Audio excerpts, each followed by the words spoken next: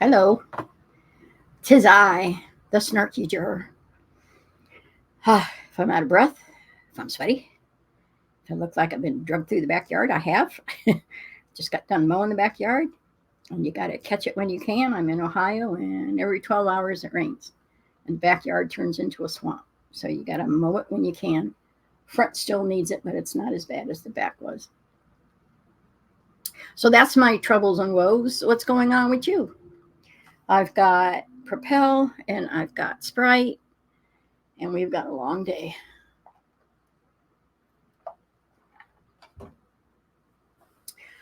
This is day number 10.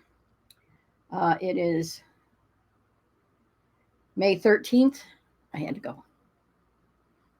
It's May 13th. This is the morning. I believe we've got Brian Albert, the retired PD officer, who's his front yard that all of this went down, that John O'Keefe pretty much lost his life in the snow. January 28th of 20. I got to write this down. 21, I think. Anyway, he's a homeowner. And supposedly they're up sleeping away in bed when all the commotion's going on between 12, which is what the prosecutor claims, around 12:30, when Karen Reed dropped her boyfriend off in front of the house to go to an after party. They claim she ran him over and kept on going. She wakes up about 4 o'clock in the morning, goes looking for him, and they find him in Mr. Albert's front yard around 6 o'clock in the morning. Police come, ambulance comes, fire rescue maybe came, not positive on that. All sorts of police cars are there. She's screaming and yelling, but they didn't hear a thing. Yes, I'm leaning. Anyway, let's go ahead and start listening. I'll try not to speed it up all the time. I'll try. But somebody goes, wah, wah, wah, wah, wah, and it's just an aggravation. So, let me see if I can pull this up.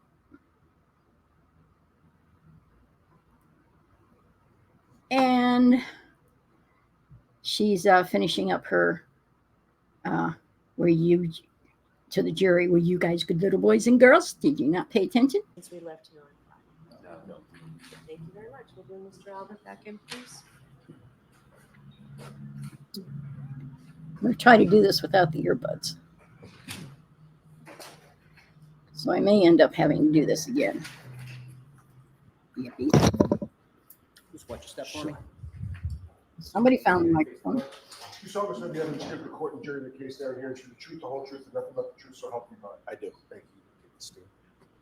And I can't control the volumes. I do the best I can.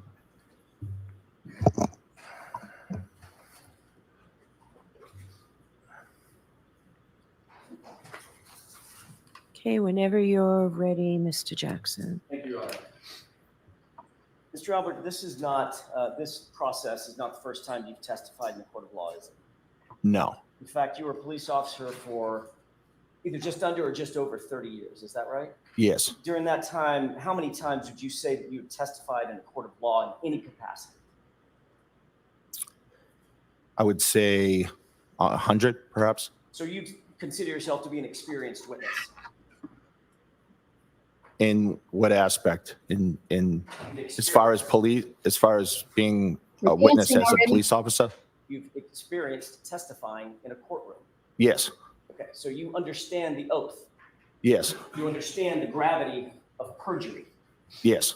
When was the last time you spoke to Mr. Lally before Friday when you began testifying?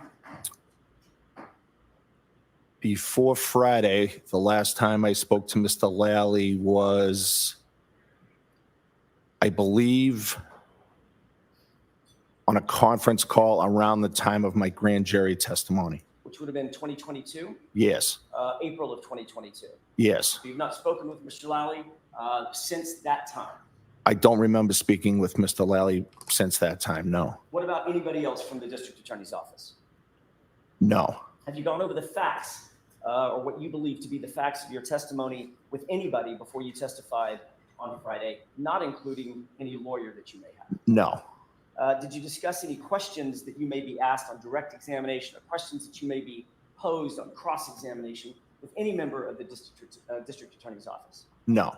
Were you told about any exhibits or documents that you might be shown? Just in the prep, I believe I was shown a video of the waterfall bar. And that was back in April of 2022? No, that was for the prep for this trial. With whom did you prep for this I'm trial? Mr. Lally. I'm confused. I thought you said you had not spoken with Mr. Lally since April of 2022. Except for the prep for this trial, I had not. Okay, that was my question, Mr. Albert. Okay, I misunderstood your question. I apologize. Did you prep for this trial with Mr. Lally? Yes, When? approximately a few weeks ago. Okay. Mr. Albert, about 45 seconds ago, I asked you, have you spoken with Mr. Lally before your testimony in this process, this proceeding? And your answer was, no, I have not. Did you not understand my question? I did not. What was confusing about it? I was expecting you to ask if I had prepped with Mr. Lally. I didn't hear prep with Mr. Lally, so I didn't know what you were referring to. So when I said spoke with Mr. Lally, since I didn't say prep with Mr. Lally, your answer was no, I didn't speak with him. I just prepped with him. Yes. What's the difference between speaking and prepping? No, there is no difference. I just misunderstood your question. That's all. No, you didn't. Tell me about that prep with Mr. Lally. Sidestepping. Sure. I prepped with Mr. Lally about this trial with Mr. Lally, my attorney. Where did that preparation take place? The preparation took place, I believe, I'm trying to remember exactly where it was. I actually don't recall where it was. Could it have been at the DA's office? Yes, but it wasn't at the DA's office. No, I believe it was somewhere else, but I can't remember if it was here or the DA's office. I'm not sure. I also asked you a couple minutes ago, did you review any documents or any evidence in preparation for your testimony? And to that question, you also answered no. What I said, I reviewed the video. Well, now you're saying you reviewed a video, but when I Yes. asked you, did you see any evidence or documents, anything in preparation for your testimony? You said no, correct? No, I believe I said I saw a video. Did you misunderstand my question when I asked it the first time as well? No. Okay. I'm going to try to be clearer with my questions. Okay. Let me try it again.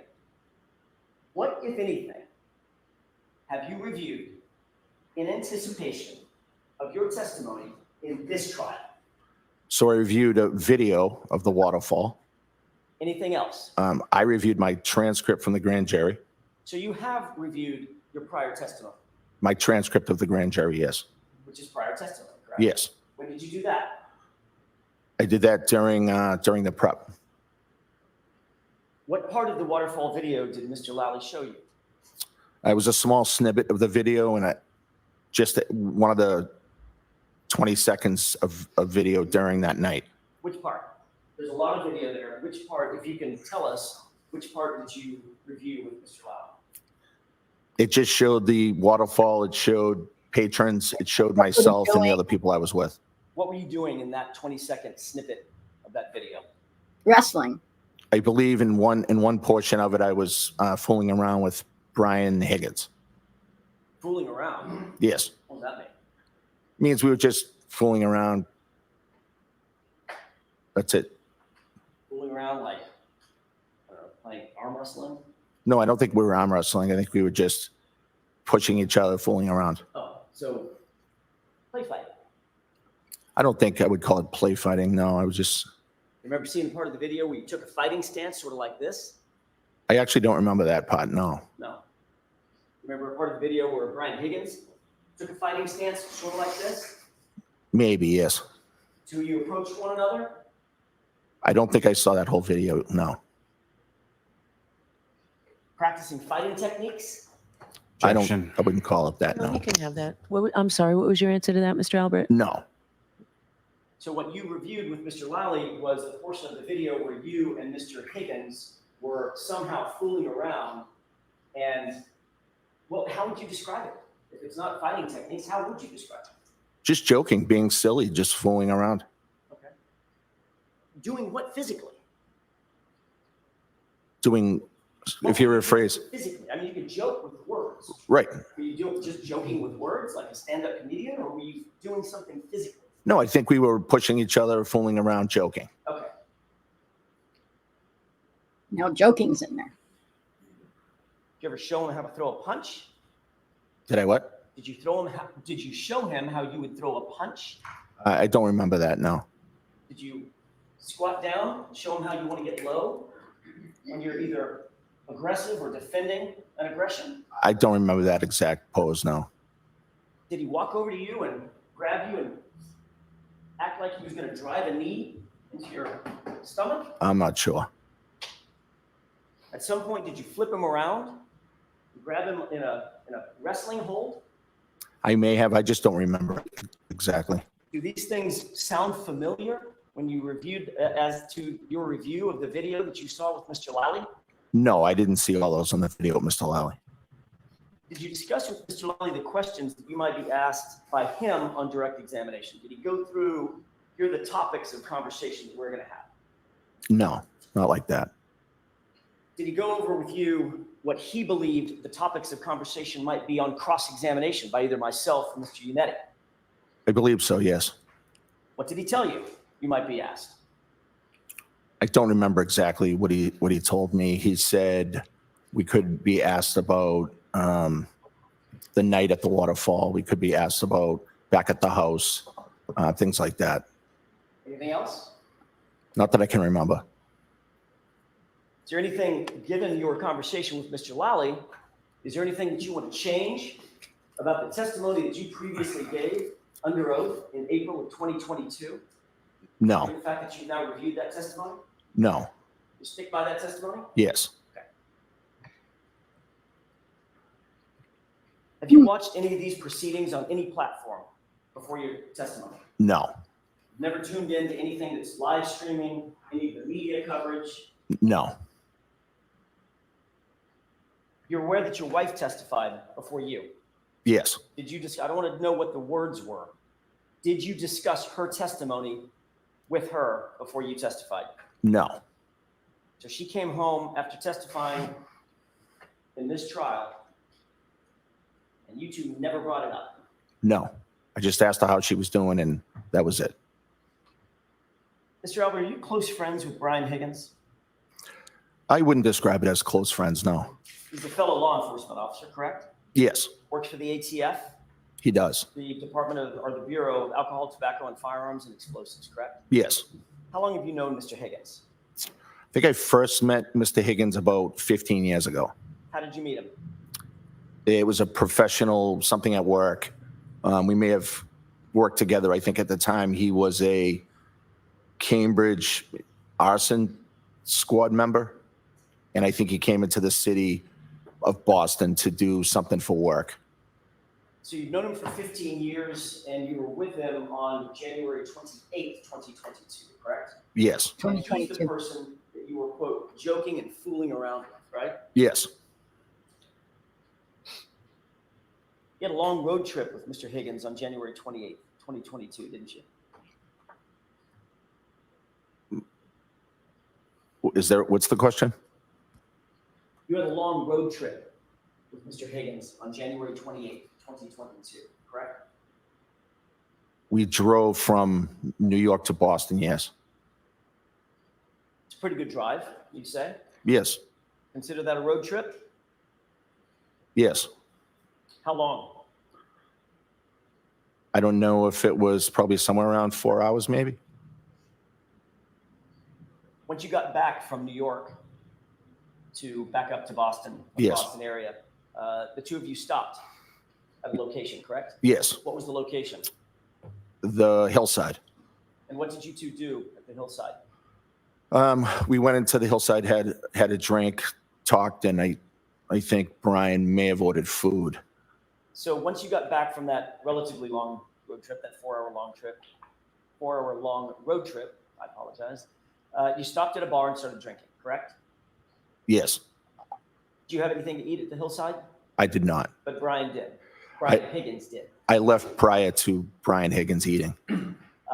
During the course of that road trip How? or at the hillside, did the two of you discuss Karen Reed, my client? No, Did her name ever come up? no, Without telling me anything that he may have actually said, did he mention Karen Reed or the topic of Karen Reed? no, never. Did he mention the fact that he had been texting and flirting with Karen Reed 2 weeks prior? No, So that subject, according to you, was never addressed or broached by Mr. Higgins or you no, during that entire day. no. After you arrived at the waterfall, John O'Keefe arrived subsequent thereto, right? Yes, How long after? approximately 45 minutes, maybe? And Karen Reed was with him, is that right? Yes, Brian Higgins was standing right next to you when she came in along with John O'Keefe, correct? I'm not sure where people were standing when they arrived. Well, you remember you saw a video, correct? I don't believe there's any, I saw a video of them walking into waterfall now. Fair enough, but you saw at least a clip, according to you, you saw a clip of that video of you at the waterfall, correct? Yes, You were situated at a high top table, right? yes. Your back is sort of to the camera, is that right? I'm not sure of the camera angles. The video that I saw, I was at the high top table, but I'm not sure of all the camera angles of the waterfall. Brian Higgins is the guy with the sweatshirt with maybe a Harley Davidson emblem on the back or something. I'm not sure what he wore that night. I'm sure he had a sweatshirt on, but I don't know what the emblem was.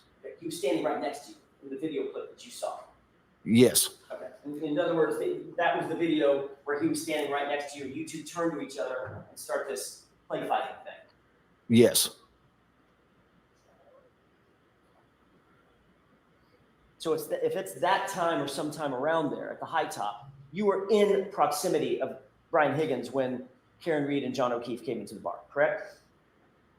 I just don't recall the timing of when they came into the bar. All right, Mr. Albert, did Mr. Higgins say anything to you at that time about John O'Keefe arriving with Karen Reed at his side? No, Did Mr. Higgins say anything to you about being upset that Karen Reed had shown up with John O'Keefe? no. Describe your relationship with John O'Keefe, if you would. So I didn't know John that well. I had only met him a few times, but every time I met him, it was cordial, pleasant, and I would consider him to be a coworker, even though I never really worked with him directly. He seemed like a nice guy. I knew his whole story about the fact that he had taken his niece and nephew after a tragedy in the family, and I had an unbelievable amount of respect for him doing that. But I can't say that we were good friends because I didn't really know him all that well. You were far better friends with Brian Higgins than you were with John O'Keefe. That's fair to say. Yes, On Friday, you were asked whether or not you knew my client, Karen Reed, correct? This meeting a couple days ago during your direct examination. I believe so, yes. You were also asked the same series of questions at another grand jury not involving the Commonwealth. Remember that in June of 2023? Yes, I want to be clear about this other hearing. That was a non-Commonwealth hearing in front of a grand jury, correct? yes, All right. Mr. Lally and his colleagues were not there. Is that right? yes, I was not there. Mr. Yannetti was not there, yes, or Miss Little. right.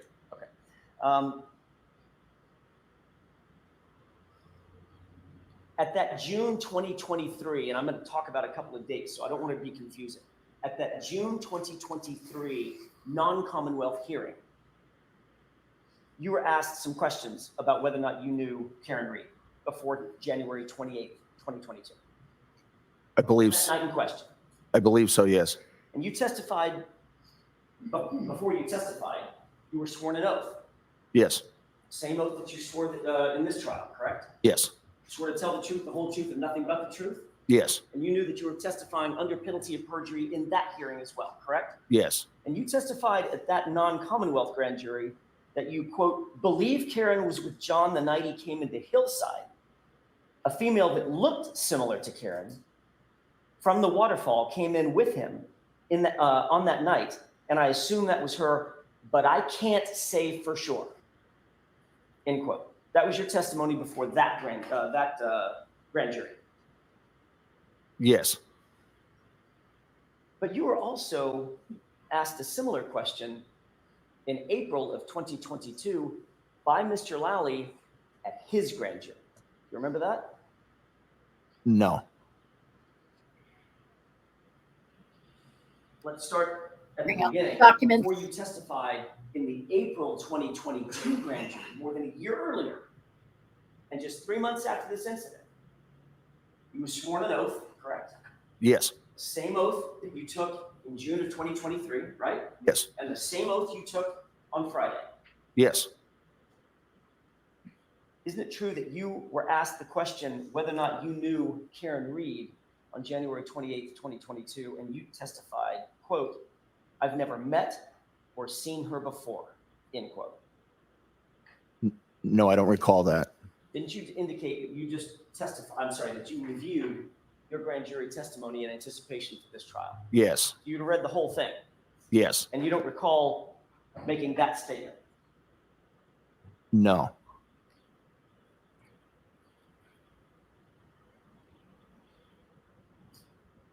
May I approach you on it? Yes, and I'll see Counsel at sidebar when you leave that with the witness.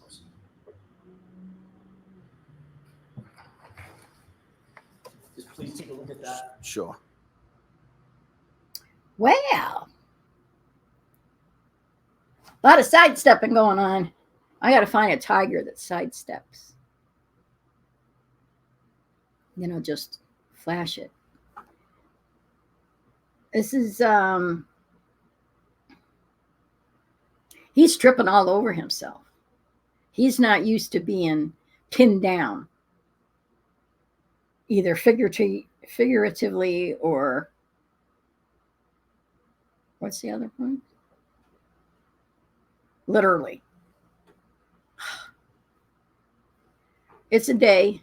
It's a day for me. Hope it's a better day for you. No, he contradicted himself right off the bat. I heard it before. Excuse me. Can't remember his name.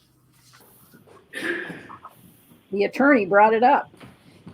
May I approach you on it? Yes.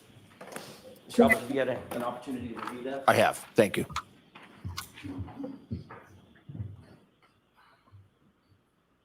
Does that refresh your recollection as to what you said before the grand jury in April of 2022? Yes, but you didn't read the whole quote though. Right. The whole quote is the following. Question. So the female you had never met before, is that fair to say? Answer. No, I've never met her or seen her before, period. Maybe once, but I don't think I've ever had a conversation with her. That was the entire quote, correct? That's the entire quote. Yes, that's not what you read earlier, but yes. Well, Same what I thing. read earlier was, I've never met or seen her before. Those words came out of your mouth, correct? That's not my whole sentence. No. You said, I've never met or seen her before, and then you said, maybe once, but I've never had a conversation with her, I don't think. Right. That's my sentence. Okay, so which is it, Mr. Albert? What were you saying? Were you saying you met her and had a conversation with her? Or were you saying, I've never met or seen her before? Which one of those two things was true? I was saying that I've met her maybe once. Actually, what you said was, I've never met her or seen her before. Your words, not my words, sir. Isn't that right? No, because in the next sentence I say I met her maybe once. So you literally changed your testimony within your own testimony. Objection. No, can you answer that, Mr. Albert? I believe I qualified my first sentence with his second sentence. So what changed between the first sentence, where you indicated unequivocally, I've never met or seen her before, and the second sentence when you said, maybe once? Yeah, really. I'm not sure what I was thinking at the time that I said that. Isn't it true, Mr. Albert, not only had you met Miss Reed, but you had spent several hours with Karen Reed and John O'Keefe 6 days before this incident. Isn't that true? No. In fact, on January 22nd, 2022, 6 days before January 28th, you socialized with Karen Reed at the Hillside Bar for several hours, didn't you? I was at the Hillside Bar the week prior. Yes. It was a Saturday night, correct? Yes. You were at the bar. Yes. There were several other folks at the bar, correct? Several people. Yes. That included Chris Albert, your brother, Yes. a guy named Tim Daly, Yes. Daily, is that right? I'm not sure how to spell his last name. Julie Albert was there. Yes. Jen McCabe was there. Yes. Matt McCabe was there. Yes. John O'Keefe was there. Yes, he was. And Karen Reed was there, correct? Yes, she was. In fact,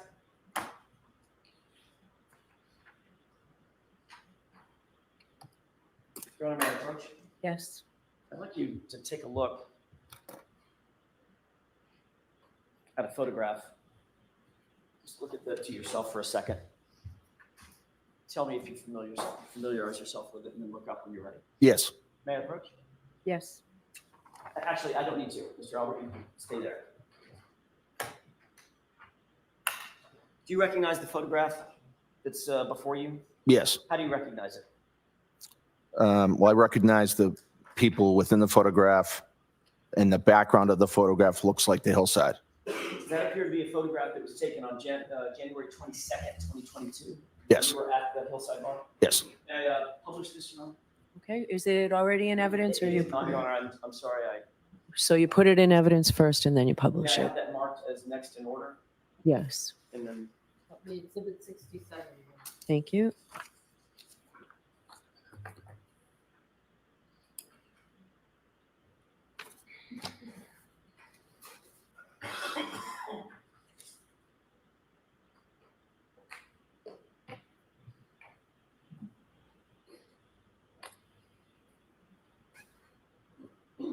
permission to publish, Your Honor? Yes. Thank you. You see that photograph? It's the same photograph that you're looking at in front of you? Yes. Describe who the people are going from left to right, sir. Chris Albert, myself, John O'Keefe, and Tim Daly.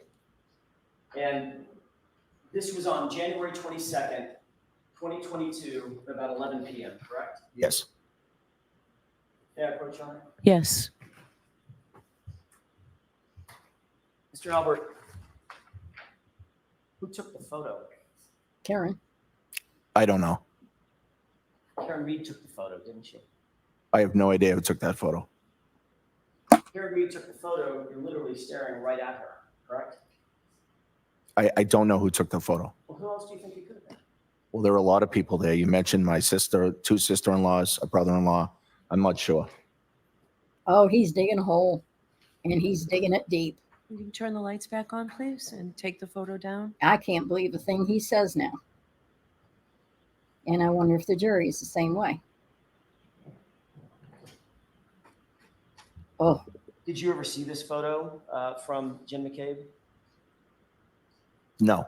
Did you ever see it from Julie Albert? No. Chris Albert didn't take it. He's in it. Right. Tim didn't take it. He's in it. Right.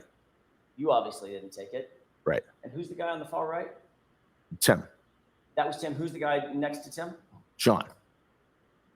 Right? So who do you think? Do you still need the photo up? I'm sorry, I thought you were done with it. Do you remember? Yeah, it was John. Yeah. Okay. Put the Yes. baseball cap on, correct? Yes. I don't need it. Okay. So given the fact that you were never shown that, you've never seen that photo before today, correct? I saw a photo that was sent to me in Discovery or to my attorney that showed only, I believe, me and John in the picture. Okay. I think it's the same photo, only that's blown up to show everybody. Got it. So given what you now know about that night, who was there, the fact that John is posing for a photo right next to you, who do you think took the photo, sir? I have no idea who took the photo. Could it have been Karen Reed? he's bad. Objection. Sustained. Let's move along from In that, fact, please.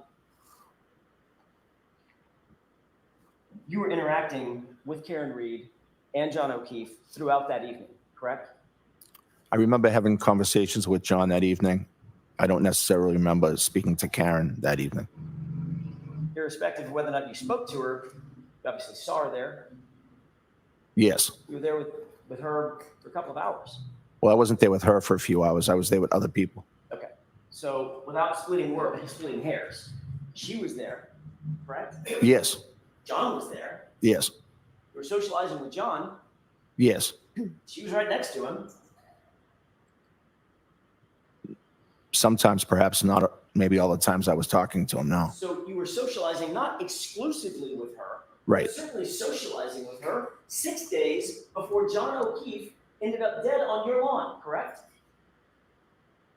We were there at the same time. Yes. And yet, when you were asked 3 months later, do you know Karen Reed, or how do you know Karen Reed? The actual question was, so the female you've never met before. Is that fair to say? That was Mr. Lowry's question. And your immediate response was, no, I've never met her or seen her before. Correct? That's what you said. That's not my whole response. No. That's what you said immediately upon that question, sir. That's the beginning of my response. Yes. That was the first sentence out of your mouth. Yes.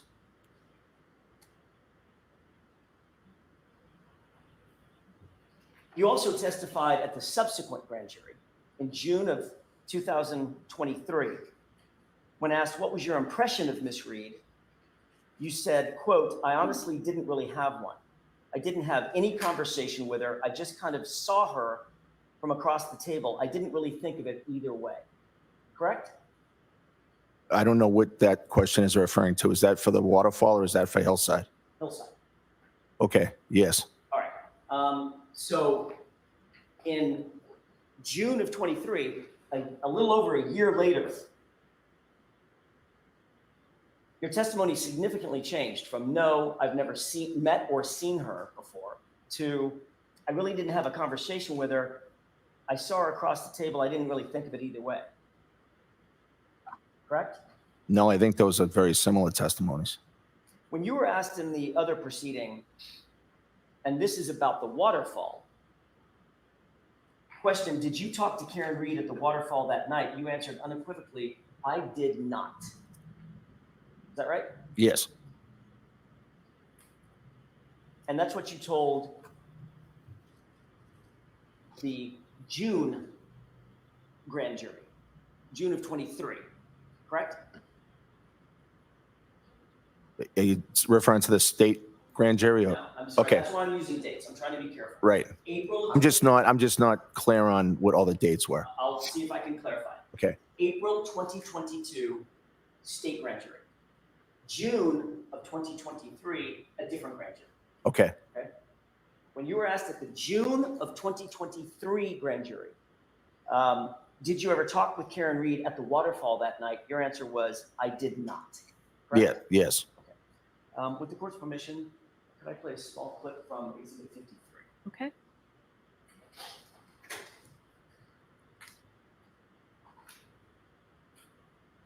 Starting at timestamp 11:53 and 15 seconds.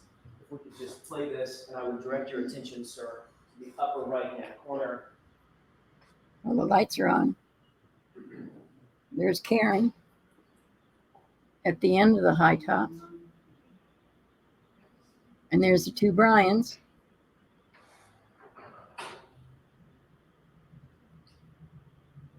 Pause it. Do you recognize the individuals in this clip? Yes. Do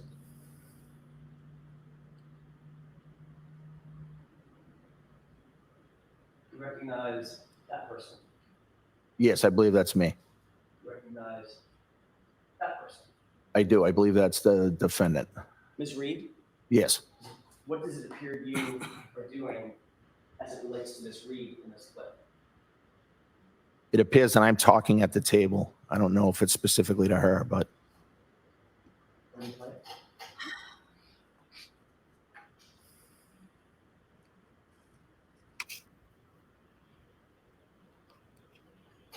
Stop. Did you see the part of the clip starting at 11:53 and 15 seconds, going back about 30 seconds? yes. who did it appear you were talking directly to, and who did it appear was answering directly to you? I looked like I was speaking, but I can't say for sure that I was directly talking to the defendant. Even though it looked like you were looking right at her and leaning toward her as she's answering. I was definitely looking that way. I don't remember the conversation. Why are you The reality is- sidestepping? The reality is, Mr. Albert, you had many conversations with her throughout the night, like you would with anybody else you were socializing with, correct? No. It's not like you ignored her through that evening. No, I think that just the positioning of me on the other side of the table, I didn't have really much contact. There was only one person between you, and that was Mr. Higgins. No, I don't think that was the setup for the whole night. I didn't say the whole thing. Right. I'm talking about right then. Right. So, That's an example. right. What's your question? Rephrase your question, please. Did you or did you not have conversations with Karen Reed that night? I do Socializing with her? not recall having conversations with Karen Reed that night at all. No. And that's what you told the grand jury under oath, notwithstanding this video evidence to the contrary. Yes, I don't think that video shows that. I'm going to let that stand. Next question, please. Why split hairs? You were interviewed by Michael Proctor on January 29th, the day after this incident, correct? Yes. And that was 6 days after you spent several hours, Karen Reed, at this event, correct? 6 days later. Yes.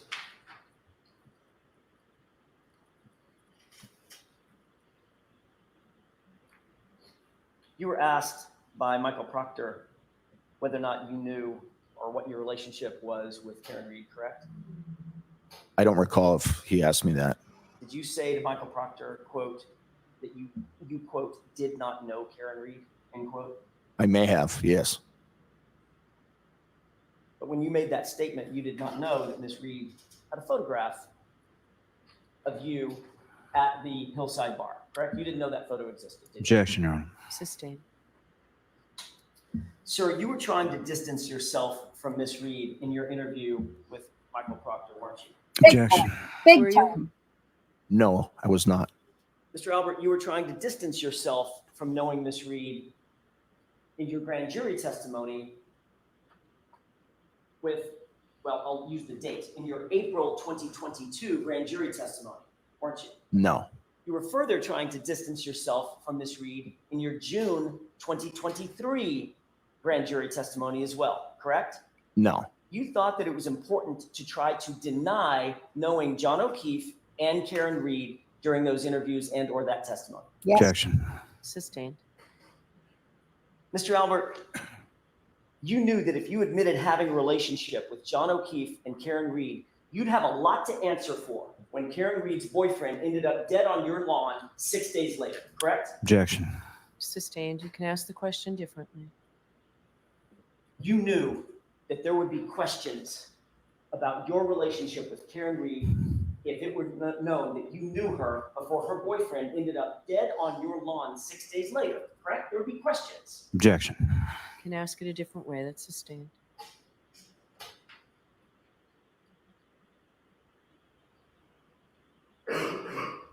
So you lied under oath when you said, I've never met or seen her before, correct? No, because that wasn't my whole statement.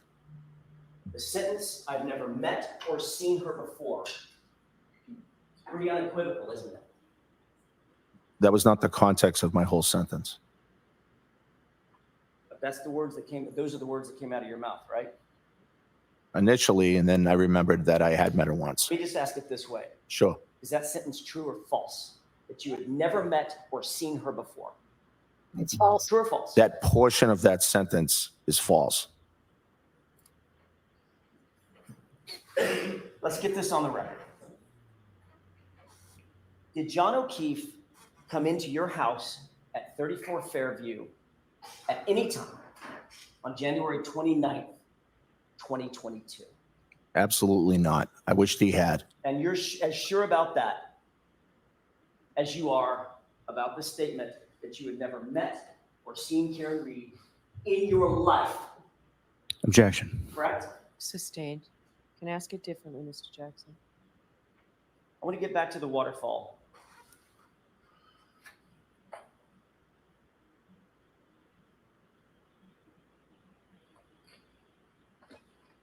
I know I asked you this about the hillside. I may not have asked you about this specific question about the waterfall. Did Brian Higgins say anything to you about John O'Keefe and Karen Reed walking in together at the waterfall? No, Did he say anything or give you any indication that he was upset about Karen Reed showing up with John O'Keefe? no, he did not. It appeared from your observations that John and Karen were getting along at the waterfall. I didn't really notice, but I didn't notice anything was wrong. They appeared pleasant, Yes. happy. I don't know if they appeared happy. I didn't really notice.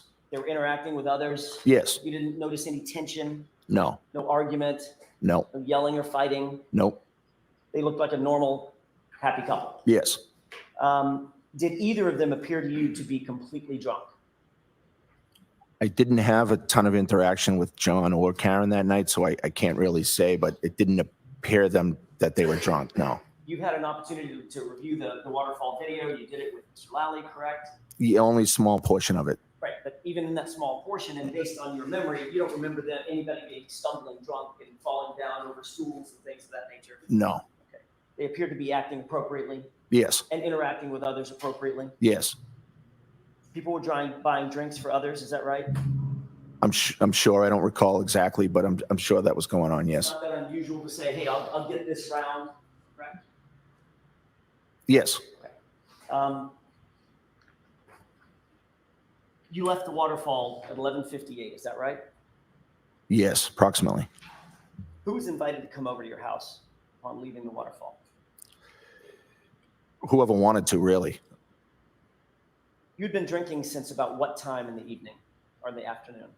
9-ish. That's when you went to the hillside? Yes. That's when you had your first drink? Yes. And you continued drinking throughout the evening consistently? Yes. Did you believe you were okay to drive? Yes. What kind of car did you have at the time? Ford Edge. Black? Yes. Did you drive that car home from the waterfall? Yes. Who rode with you? My wife and my daughter. What other cars were in the driveway when you got there? I don't recall. Brian Higgins' Jeep was in the driveway backing up as we pulled in. So kind of in your way. Yes. In other words, you weren't going to park him in. I didn't want to block him in. Right.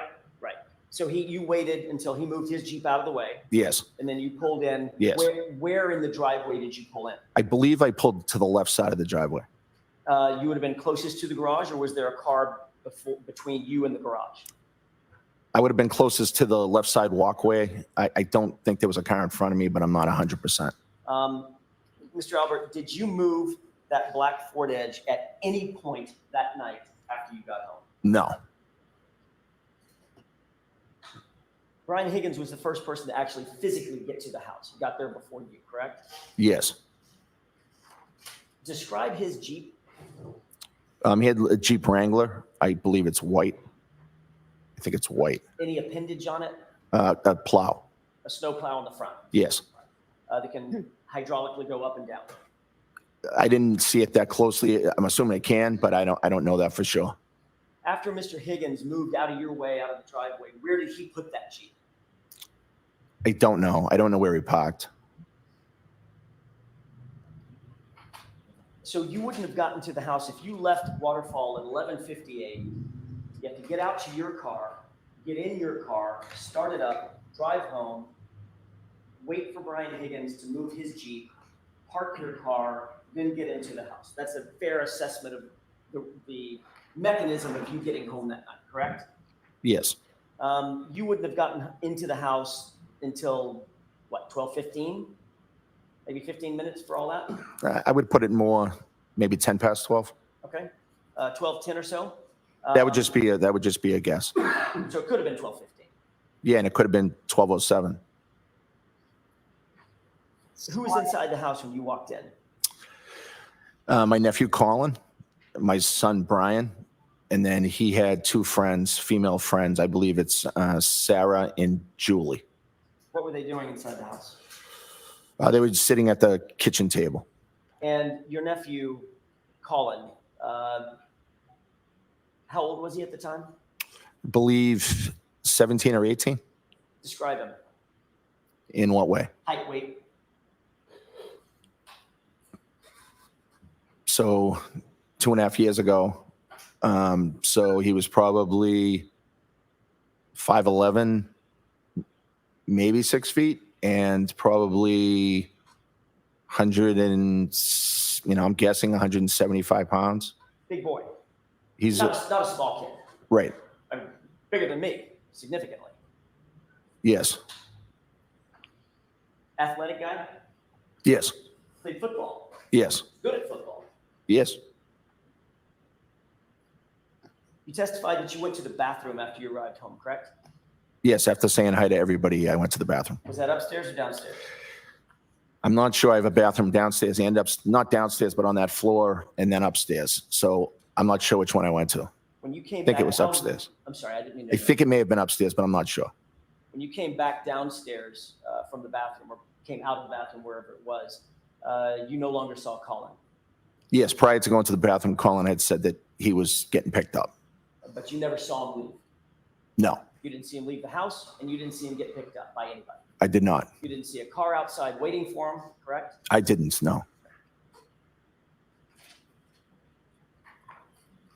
You did give an initial statement on the morning of the 29th to Michael Lank, about 7 a.m., is that right? Officer Lank was in the house at that time and speaking to all of us, really. And you've admitted that you have known Michael Lank for many years, is that right? Yes. Did you see that as a problem? In what way? Conflict of interest? Objection, Your Honor. I'll let him have it. Did you see that as a conflict? No. You were asked who was present at the house that night, the night before, right? Yes. You stated the following people were at the house that night, quote, in response to Officer Lank's question, at some point during the time in question. That's how he phrased the question. Who was at the house at some point during the time in question? You understood that, right? I don't recall his question. No. You knew that he was asking who was in the house. Right? That's right. Yes. So you mentioned Brian Albert Jr., Yes. your son. You mentioned Caitlin Albert, your eldest. Yes. You mentioned Julie Nagel. Yes. You mentioned Brian Higgins. Yes. And then you added the detail that Caitlin Albert had left your house about 12:15 a.m., correct? No, You didn't say that? I did not. I may have just a moment, Your Honor. Yes.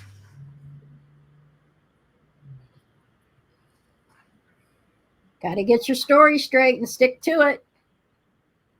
You know this, being a police officer, but he's used to getting his own way and bullying. And I'll stop now because I'm guessing.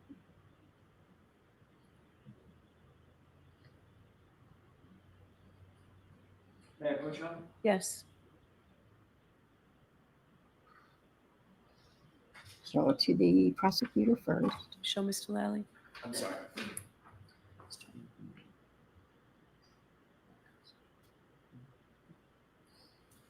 So you don't have to sit and read the entire thing. There's right at the top of this post-it, there's a word that says next. If you would read that area, that next few sentences, let me know when you're finished. Well, it's a judge's chair that squeaks.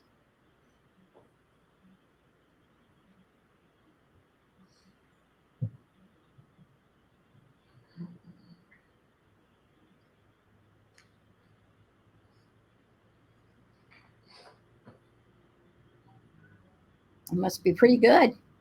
He's intensely reading. May I approach? Yes. Thank you.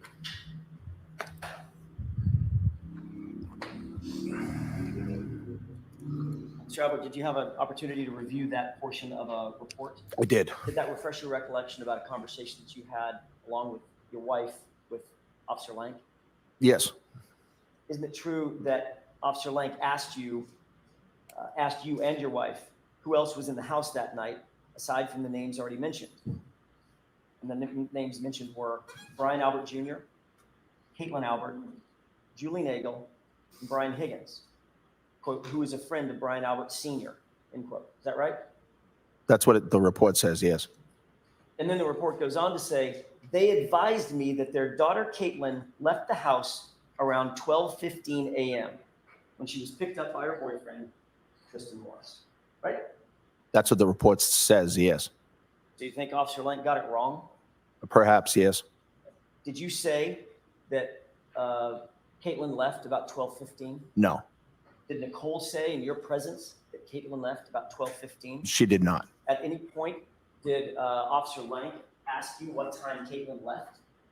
I don't recall him asking that. It was a very chaotic morning, and I don't remember him saying that. So in fact, if he wrote that sentence in the report that you just read, he's just making that up. Objection, Your Honor. Sustained. I'll ask it a different way. If that's what Officer Lang recalls, he's just wrong.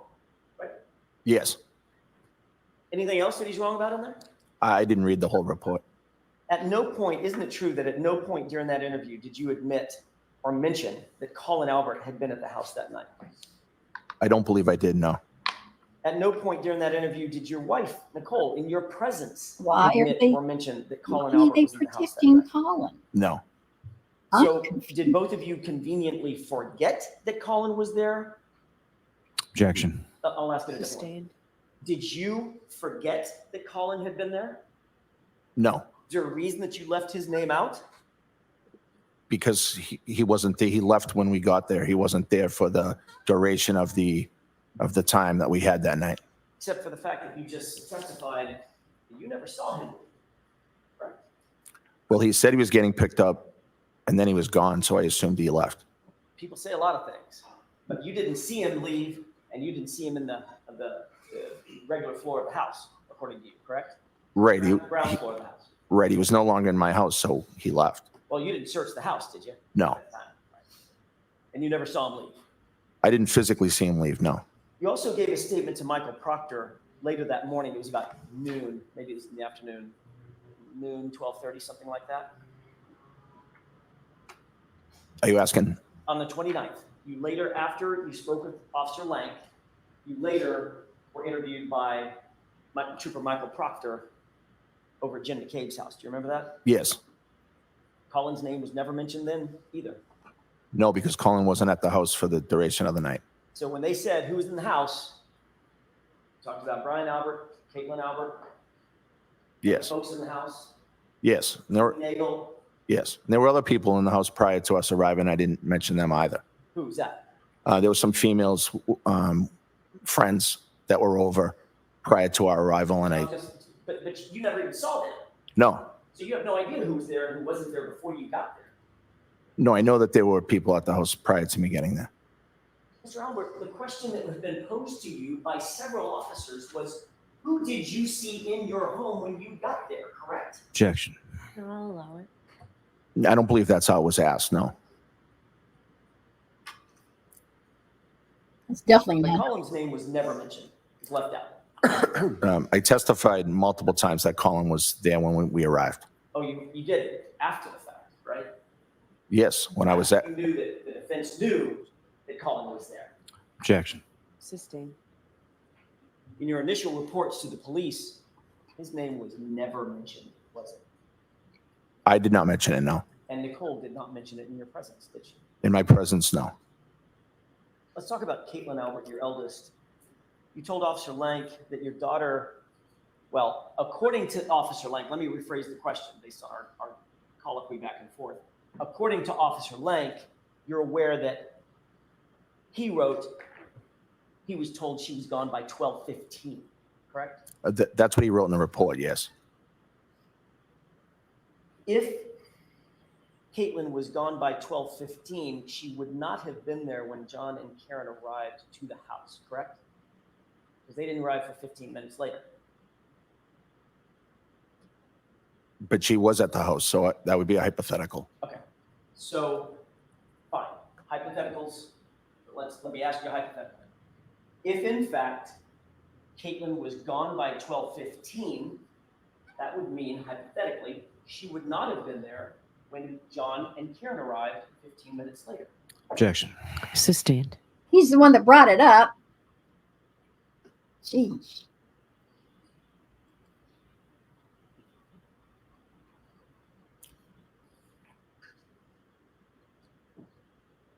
When you were interviewed by Officer Lank that morning, other people were in the room, not just you and Officer Lank, correct? Yes, I wouldn't consider that morning to be an interview with Officer Lank. More of a conversation. Yes, During that conversation, Nicole was there. yes, She was in earshot. yes, When she was involved in the conversation, you were within earshot. yes. Brian Jr. would have been within earshot. Brian Jr. wasn't downstairs most of that morning, so he may not have been. But he was there for part of the morning. Yeah, but I'm not sure that he was there at the time. Officer Lank was asking questions. The fact of the matter is, notwithstanding what Officer Lank wrote that you said about Caitlin leaving at 12:15, he did not leave at 12:15. Isn't that right? She did not, no. As a matter of fact, in truth, except for the people who lived there, Caitlin was the very last person to leave that location that morning, correct? I believe so, yes. And she's admitted that she did not leave until nearly 2 a.m., 1:45, correct? Objection. Sustained. You're aware that she did not leave until 1:45 or thereafter. Is that right? I believe that's around the time, yes. Were you trying to cover for Caitlin so your daughter would not be wrapped up in this investigation? No, But as a reminder, when you were spoken to by the first two officers who discussed who was in the house, you never mentioned Colin was even there, correct? Objection. We've gone over that. Next question, please. Sustained. If Colin was gone, just like Caitlin was gone, that would eliminate them from ever being at the house at the same time as John O'Keefe and Karen Booth, right? Objection. Sustained. On January 29th, about 11:30 or 12, we talked about the fact that you were interviewed by Michael Proctor at Jen McCabe's house, correct? yes, You knew at the time that the state police were looking to interview Jennifer McCabe about her understanding of what had happened the night before. Objection. Sustained. Wow. You were notified that the state police were going to interview Jen McCabe. Objection. I'll allow it. Were you notified that? no, You knew the subject matter of an interview with Jen McCabe was going to happen the subject matter of the night before was going to happen over at Jen McCabe's house. That's why you went there, right? Objection. no, I'll allow it. no, Isn't it true that you knew you had been notified, or at least you believed that an interview with Jen McCabe as part of an official police investigation was going to occur at her house? yes, You were not asked by the police to join her, correct? no, You had no official reason to be at Jen McCabe's house, correct? I don't know what you mean by official reason. You were not working the investigation yourself. No. You were a witness, correct? Right, So you had no official reason to be at Jen McCabe's house during an interview with Jen McCabe. Objection. No, y'all allow it. Yeah. no, So, Why were you there? but before she gave her statement, you made sure that you were right there to monitor that interview and exactly what was said, correct? Objection. Sustained. Were you in her house when Jen McCabe was interviewed by Michael Proctor? her house, yes, You had gone to her house, correct? I did, You went there before she gave the interview. yes, So you were there in her house during the entirety of her interview, correct? I believe so, yes, And importantly, Jen McCabe knew you were in her house during that interview, correct? I assume she knew, yes, I mean, you're in her house after all. yes, He likes to split hairs. Teeny tiny little axe. I want to get back to 34 Fairview if I could. In the early morning hours of January 29th, Brian Higgins directly followed you into the house after you walked in, correct? Could you rephrase that? Sure. You walked in, even though there was some moving of cars, you were the first one to walk into the house. Brian Higgins followed you? Yes. Nicole and Caitlin then came in shortly after that. I think Nicole and Caitlin probably came in around the same time as me. Did you make And another- then Brian Higgins. Sorry. Did you make another drink once you walked into the house? Did I make a drink? Did you make a drink? Grab a beer? Yes. Okay. When I say make a drink, did you get a drink? Yes. What drink did you get? I don't know. Probably just would have been whatever was at the house, a beer or something. Okay. Did Higgins have another drink? I don't know. What did you do? What did you and Brian Higgins do once you were inside the house? We just kind of hung out, talked. At any point, did you and Brian Higgins go down to the basement? No, I don't remember going to the basement. You don't remember going to the basement, or you didn't go to the basement? No, I didn't go to the basement. Did Brian Higgins go to the basement? Not that I know of.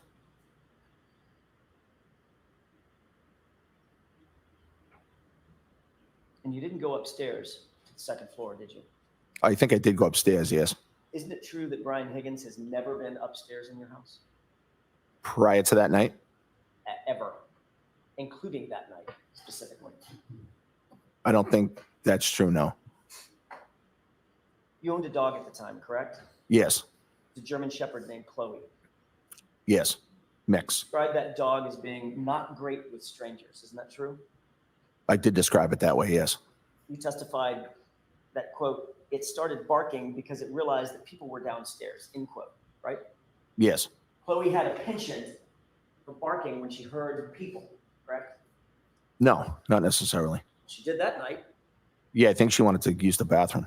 Well, that's not what you said in your testimony. You said it started barking because it realized there were people downstairs, right? Right. So your German Shepherd, probably a decent dog, guard dog, if she heard commotion and people, she would bark. Objection. Sustained. You can ask it differently. Obviously, if Chloe hears commotion and people, she's apt to bark. That's the only question. No. So just that night, out of nowhere, first time ever, Chloe starts barking when people walk into the house. No, it's not the first time ever, but she didn't bark often. Okay. But she did bark that night, right? Yes. And the reason that you gave under oath for why she started barking was because there were people downstairs milling about, right? Yes. So in that instance, on January 29th, in the early morning hours, she was barking because she heard people. Well, I can't say why she was barking. Well, you did say why she was Yeah. barking, I let her out to use the bathroom, so I think that's probably why. except your Oh, testimony come was it started on. barking because it realized there were people downstairs. Those are your words, Mr. Albert, not Right. mine. Okay. Do you stand by those? Yes. Okay. Gosh. You ultimately did let Chloe out to go to the bathroom, correct? Yes. And then you allowed her to stay downstairs and you monitored her with the others who were in the house. Isn't that right? Yes. As a matter of fact, you testified in that state grand jury, the same April grand jury, April of 2022. So I let it go out to the bathroom. I let it back Yeah. in. Yeah. I kind of monitored it a little because we usually don't have people over the house and the dog's not great with strangers, period. So I was just making sure that the dog was all right with the people that were over, end quote, correct? Yes. So in fact, you did keep Chloe downstairs at least for a period of time with people that were over, right? Yes, for a few minutes, I think. Mr. Albert, after you learned that there were questions being raised about John's injuries and dog bites and scratches, in May of 2022, you got rid of that dog, did you not? Objection. Sustained. You can ask it differently. At some point, your family got rid of Chloe. Chloe was rehomed in May. And we can use 2023. whatever words we want to. Rehomed, rehoused, whatever. But you got rid of her. She's no longer part of the Albert family, right? Objection. We'll allow that. Right.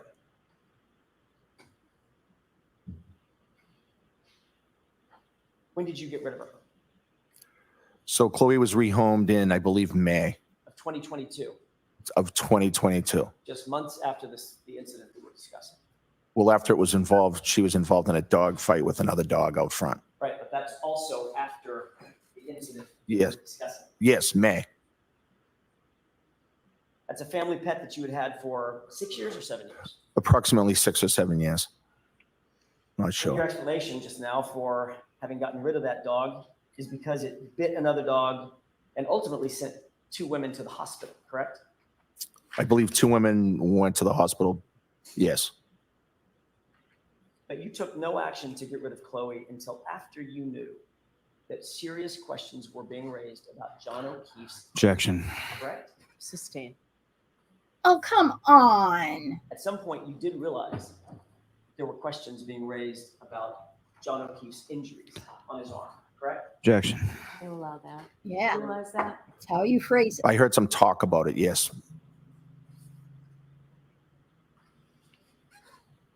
As of January of 2022, John O'Keefe had never been in your house, had he? John O'Keefe was never in my house before or after that date. Certainly, John O'Keefe, you would agree with me, he would count, were he in your house, he would count as a stranger to Chloe, wouldn't he? Never met her. Hypothetically, yes. I want to ask a couple of questions about your house.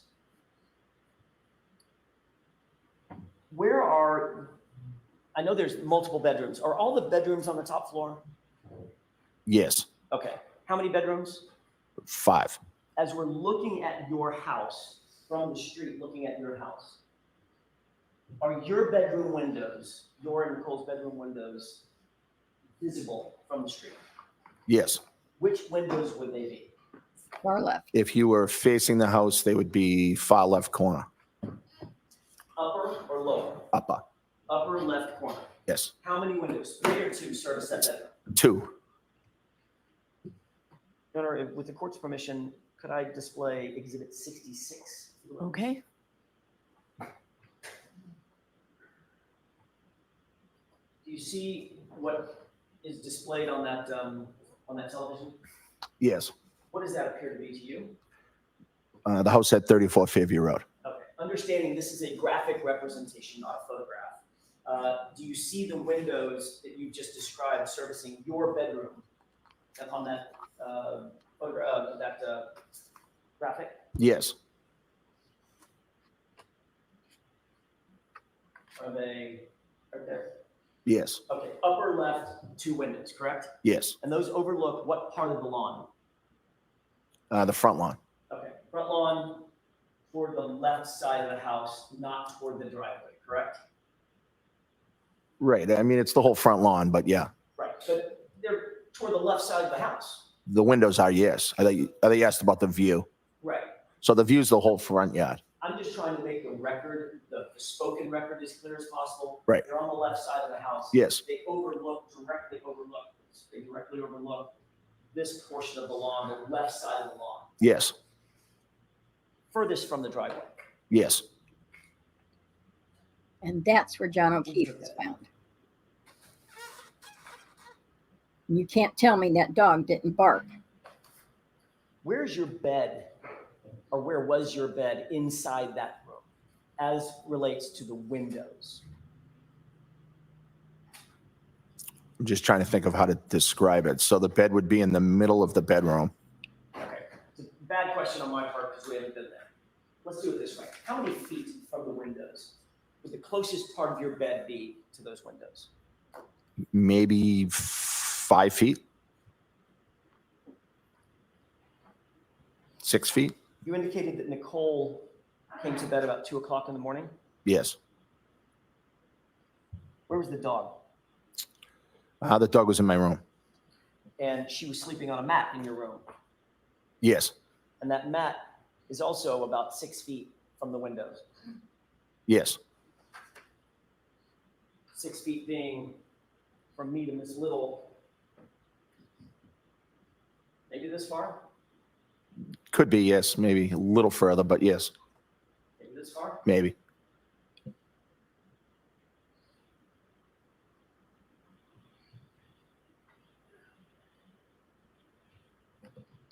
It's a relatively quiet street generally, Fairview. Yes. Not an enormous amount of through traffic, No. not a busy freeway or a highway, correct? No.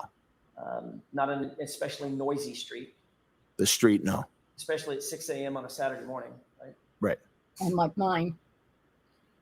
Where were you at 6:03?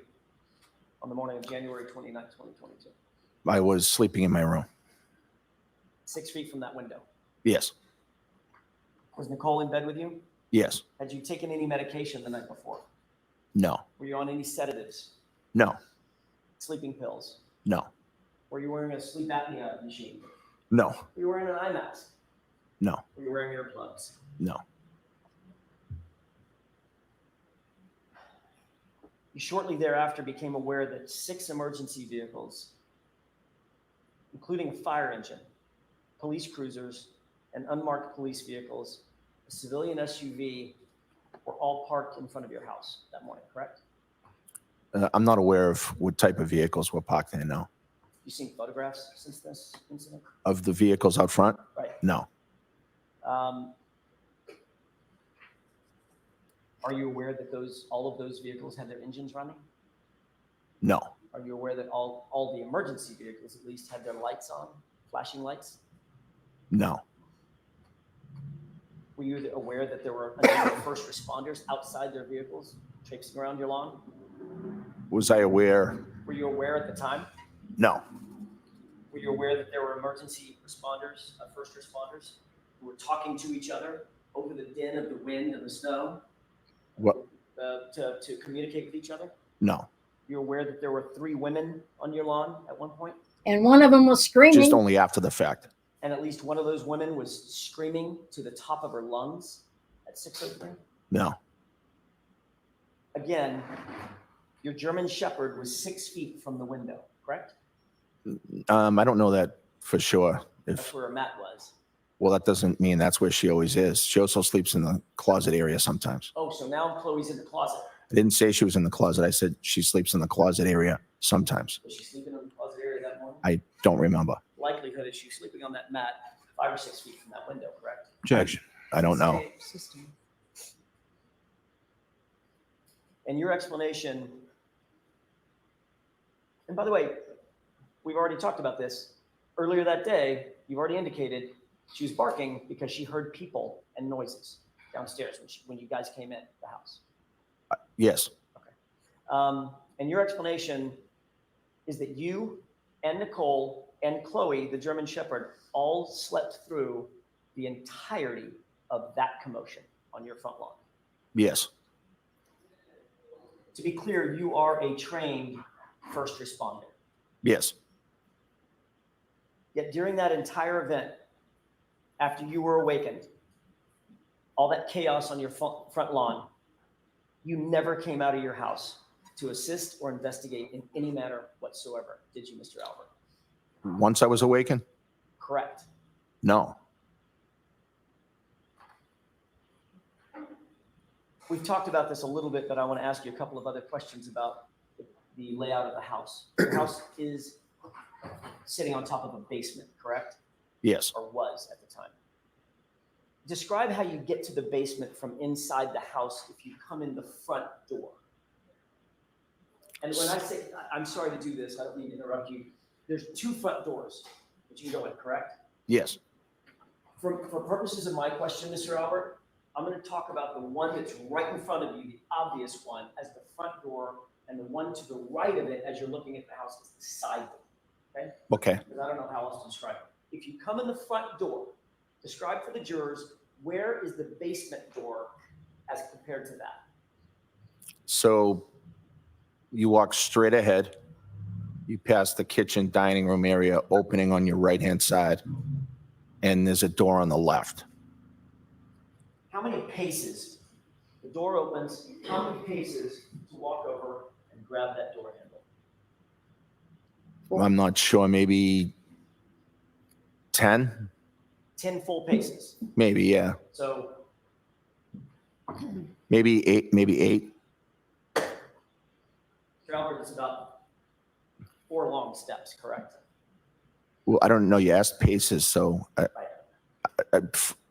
6 feet, 6 feet. 6 to 8 feet, maybe. Got it.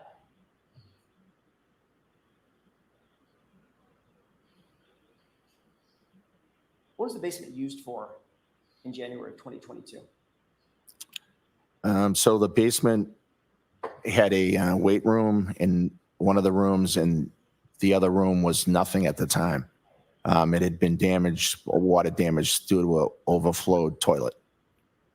So part of the flooring had been ripped up, Yes, and that opened up some slab concrete downstairs. yes, There was also some plywood downstairs. yes, There were a couple of mats where the actual weights were, so they're not slamming down onto concrete. yes, But there was a good amount of that floor that was just exposed concrete. yes, The workout equipment would include things like what? Barbells, dumbbells, yes, heavy weights, yes, heavy bars. yep, So I guess they assumed that yep. all this went down in the basement. Or they have evidence. Once you're down in the basement, by the way, there's 2 flights that you go down at angles to get to the basement. A series of steps, a landing, take a left, another series of steps, and you stand on the basement. Yes, not a long staircase, very small, but Right. I mean, it's narrow and tight, but in other words, you don't just walk straight down a staircase. You go down to a landing, turn left, turns a little. go down, turn left again, and now you're in the basement. Yes. If you wanted to move something large or heavy out of that basement without having to go through the house, could you do that? Objection. I'll allow it. Could you rephrase the question? I'll say it again. If you wanted to move something large or heavy out of that basement without having to go through the main house, could you do that? Yes, I mean, it would depend what it was, obviously, how big it was, or How would you do that? there's a bulkhead door you can use. Got it. Where does that bulkhead door come out? It comes out to the backyard right at the kitchen area. You can see it from the kitchen. And right to the left of that is the side fence. Yes, And directly through that side fence is the front yard. yes, The same side of the front yard as John O'Keefe's body was found. yes. Your Honor, I would ask at this point to mark a video.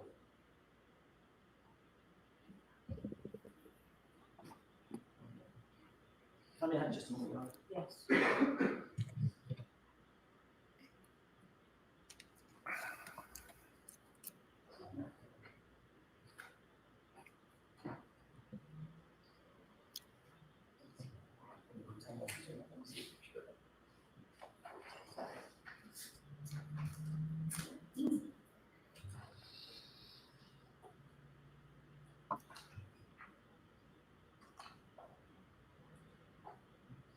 Mr. Jackson, would you like to take the morning recess? That'd be great. Good time. Yes, thank you. Court, all rise, please. Sheriff's put down your notebook, follow me, please. Okay.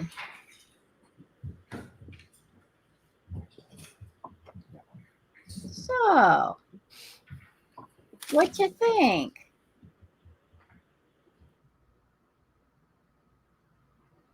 I think there was a heck of a lot of sidestepping going on. Heck of a lot.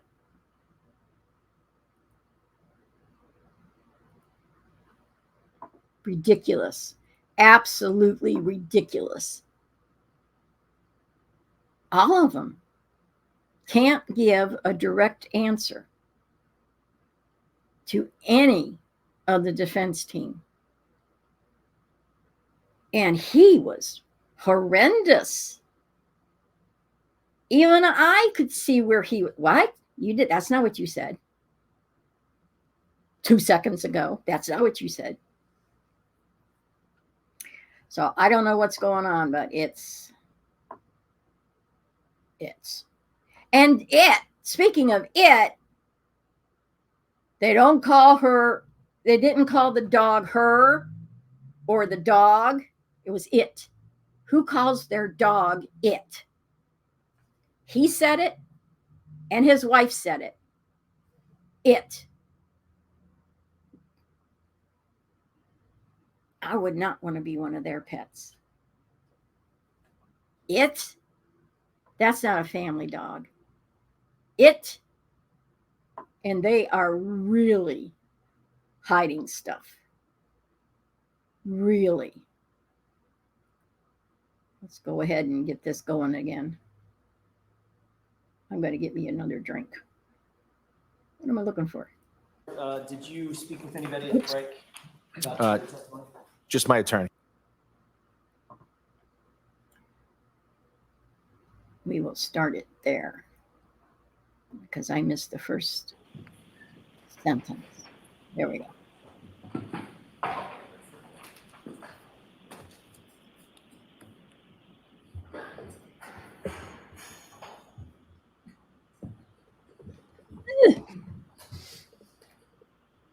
Be right back.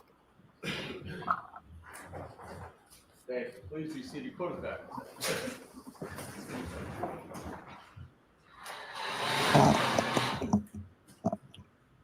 All right, are we all squared away? Yeah. Okay. Thank you. Mr. Albert, did you speak with anybody at the break about your testimony? Just my attorney. May I approach? Yes. Take a look at this photograph, Mr. Albert. If you could please tell me if you recognize what's depicted in that photograph. Yes, it's the bulkhead stairway. Is that the stairway that you earlier described for the jurors as servicing the basement going into the backyard? Yes. May I approach? Yes. I would have asked to have this marked as next in order. Okay, any objection? Thank you.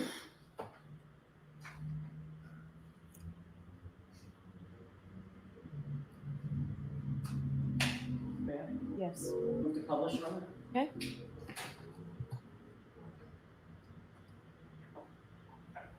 Do you see what's depicted on the television screen? Yes, Does that appear to be the same as what you're holding right there, that exhibit? it does. Yes. Okay, I'm going to direct your attention, if I could, to the lower left portion of this photograph. And right there. Do you see that? That's all what that is. I can't. Let me highlight it one more time, right there. Maybe it's easier if you look on your photograph. Are you referring to the doorknob? Yeah, I got it here. Yes. I'm sorry, it's sort of hidden on that photograph, so I apologize.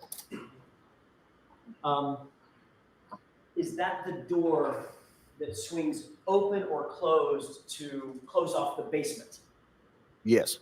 Then if you open that door, it's in the open position now, correct? Yes. So the photographer is standing in the basement looking toward the doorway, correct? Yes.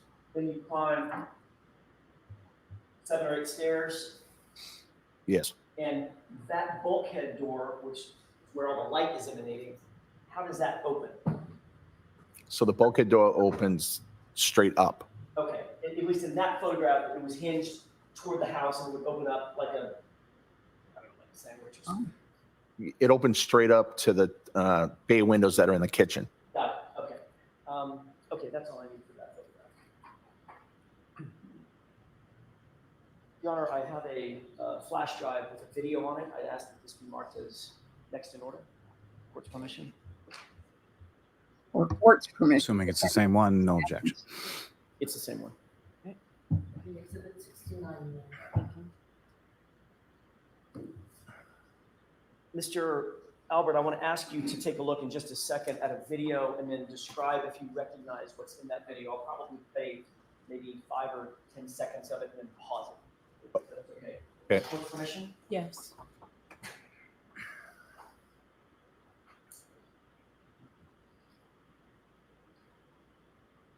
That's the outside. Pause. Do you recognize what's depicted in that video, at least up to that point?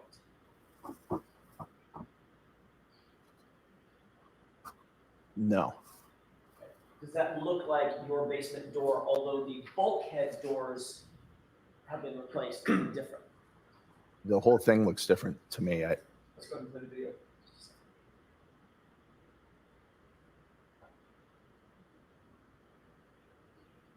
Pause. Now do you recognize what's depicted in the video? Yes. What is that? So that's was my backyard. Okay.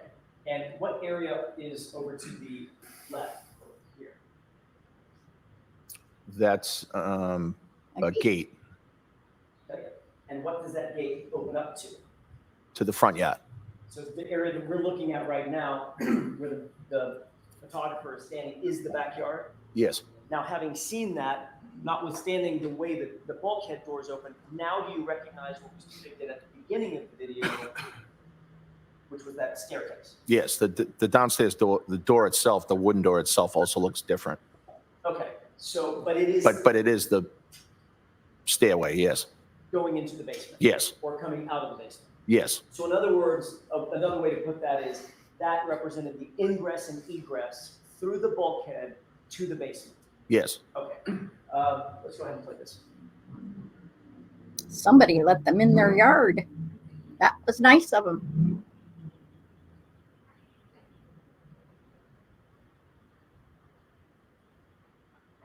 Right there.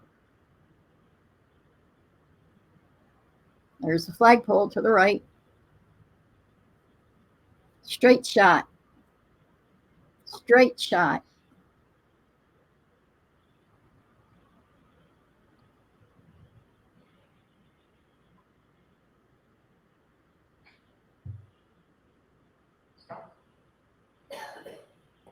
Did you recognize what was depicted in the video? Thank you. Thank you, Your Honor. Did you recognize what was depicted in the video as it continued to play? Yes. Describe that for the jurors, please.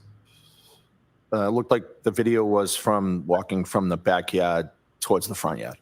So the video started at the bulkhead door, turned toward the fence, went through the fence, and right up toward the flagpole, correct? Yes.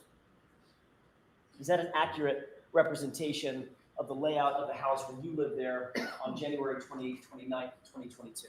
Yes. With the exception of the bulkhead door having been replaced and maybe the basement door. Yes.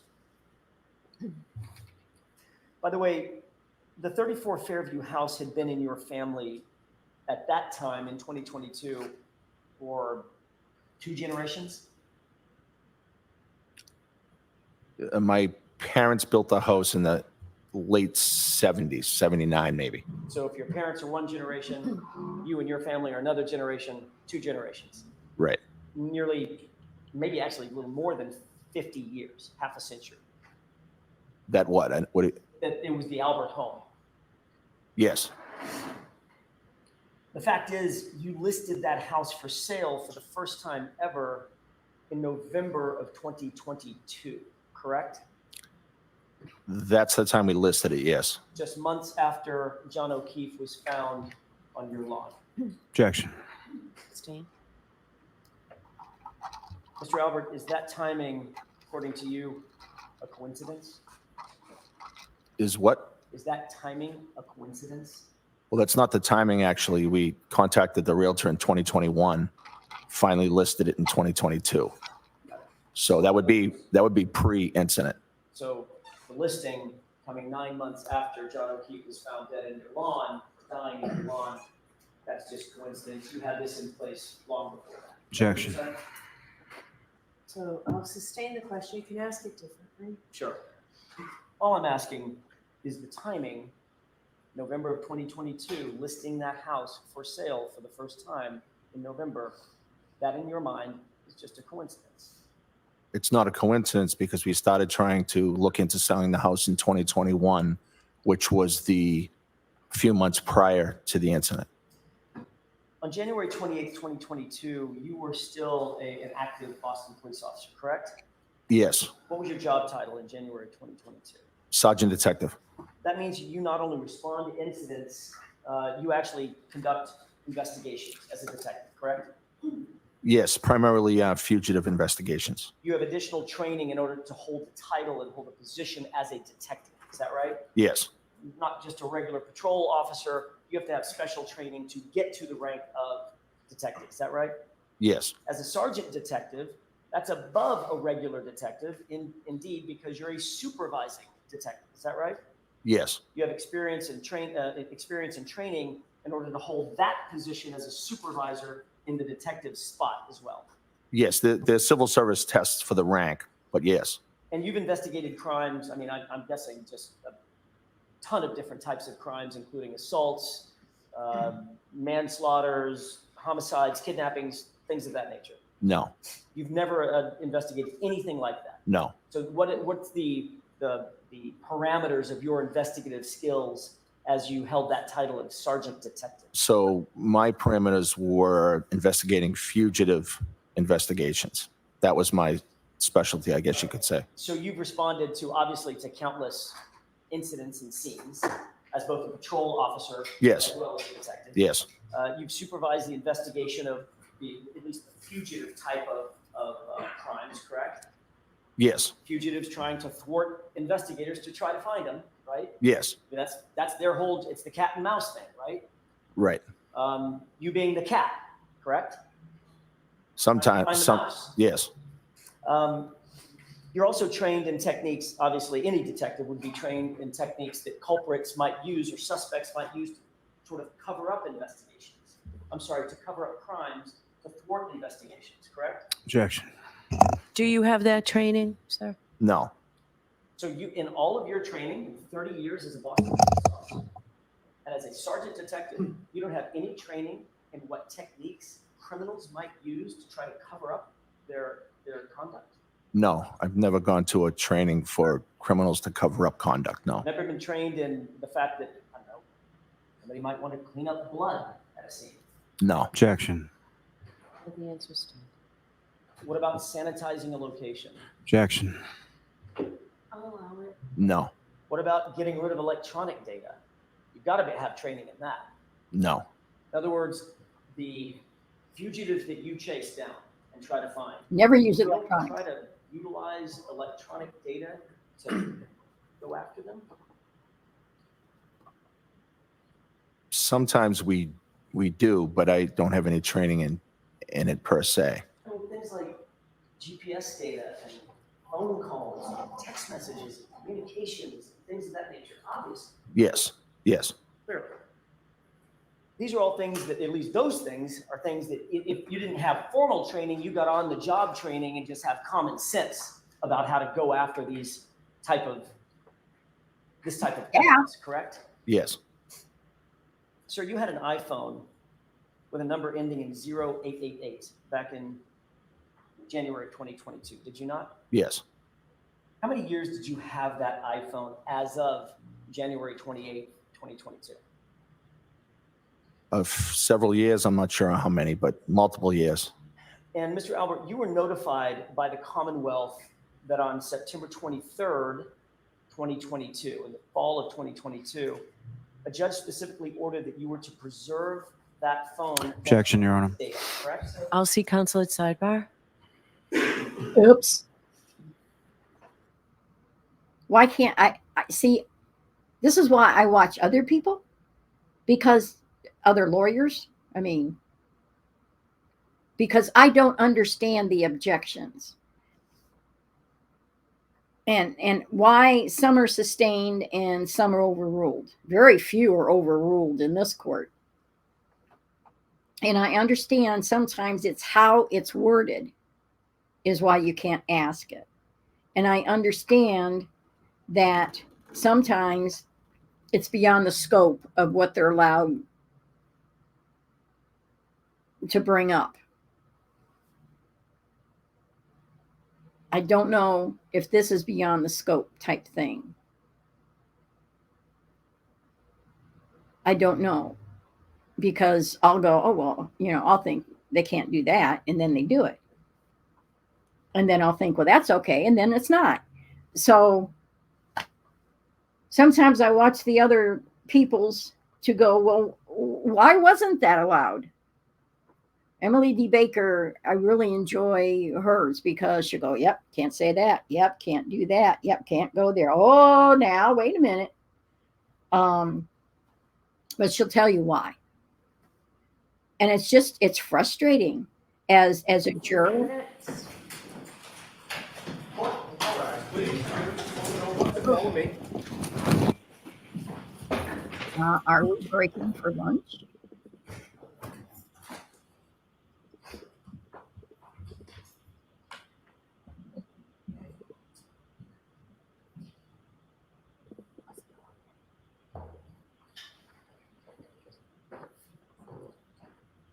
Are we breaking for lunch?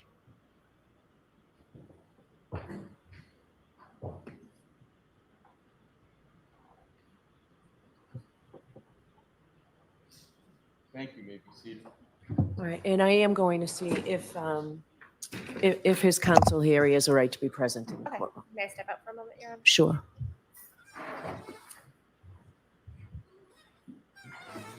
Oh, they're going to do something.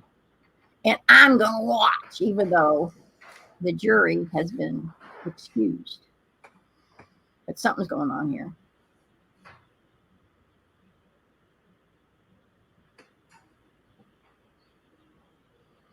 I wonder if they're going to do like a voider.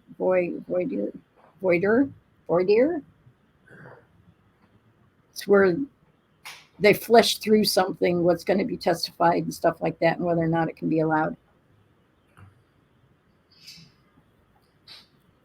Interesting. Now I forget what the last question was. And I don't want to fast forward because I don't want to miss anything. Because I don't understand what's going on.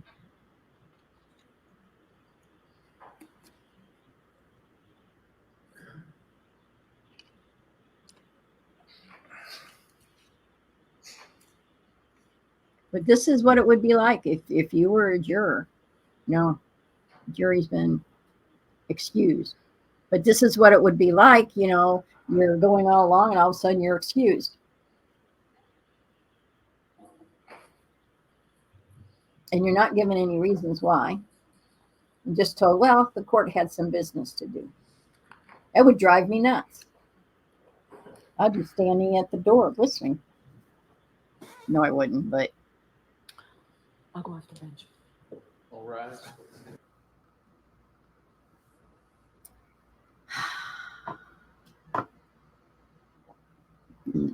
do I really want to try to do this? Not exactly sure of the date. At least there's pictures this time.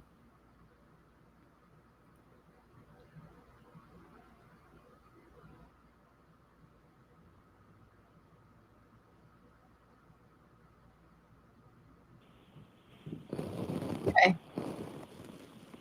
Thank you. All right, and so, Mr. Jackson, you can have a voir dire. Wah. Wah. Albert, you are currently represented by Mr. Henning, Yes. seated behind me. Gentleman in the Yes. in the gray suit. Correct? Yes. Okay. Without telling me anything you've ever communicated with him, when did you hire him as your lawyer? I'm not exactly sure of the date. Give me a time frame. Let's see if we can narrow it down. 2022. I'm just not sure the exact date or even the month. For the end of 2022? I'm not sure. I believe prior to some of the other testimony that I gave. So prior to April of 2022 at the state grand jury? No, prior to the other testimony. Okay, that was in June of 2023. That's my question. Did you hire Mr. Henning in 2023 in anticipation of giving testimony in June of 2023? I'm not sure of the exact date. I believe it was maybe the end of 22. I'm not sure. Or did you get a subpoena for the other hearing? I did. Okay. Did you hire Mr. Henning after you got that subpoena? I can't say I believe so. Right around that time, yes. Okay. I'm just trying to remember the time, and I can't remember it. Okay. So you did not hire, well, Your Honor, I think that answers the question. Not representative. I'm going to see at sidebar about the extent of the inquiry. What, do they want to talk to his lawyer about some facts?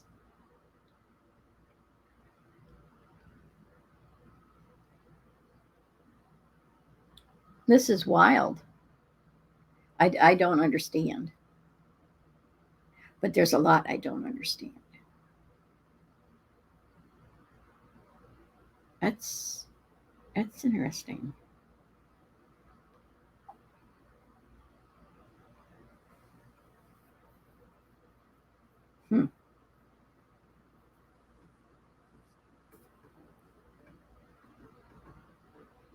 And you know, about the time that I try to fast forward,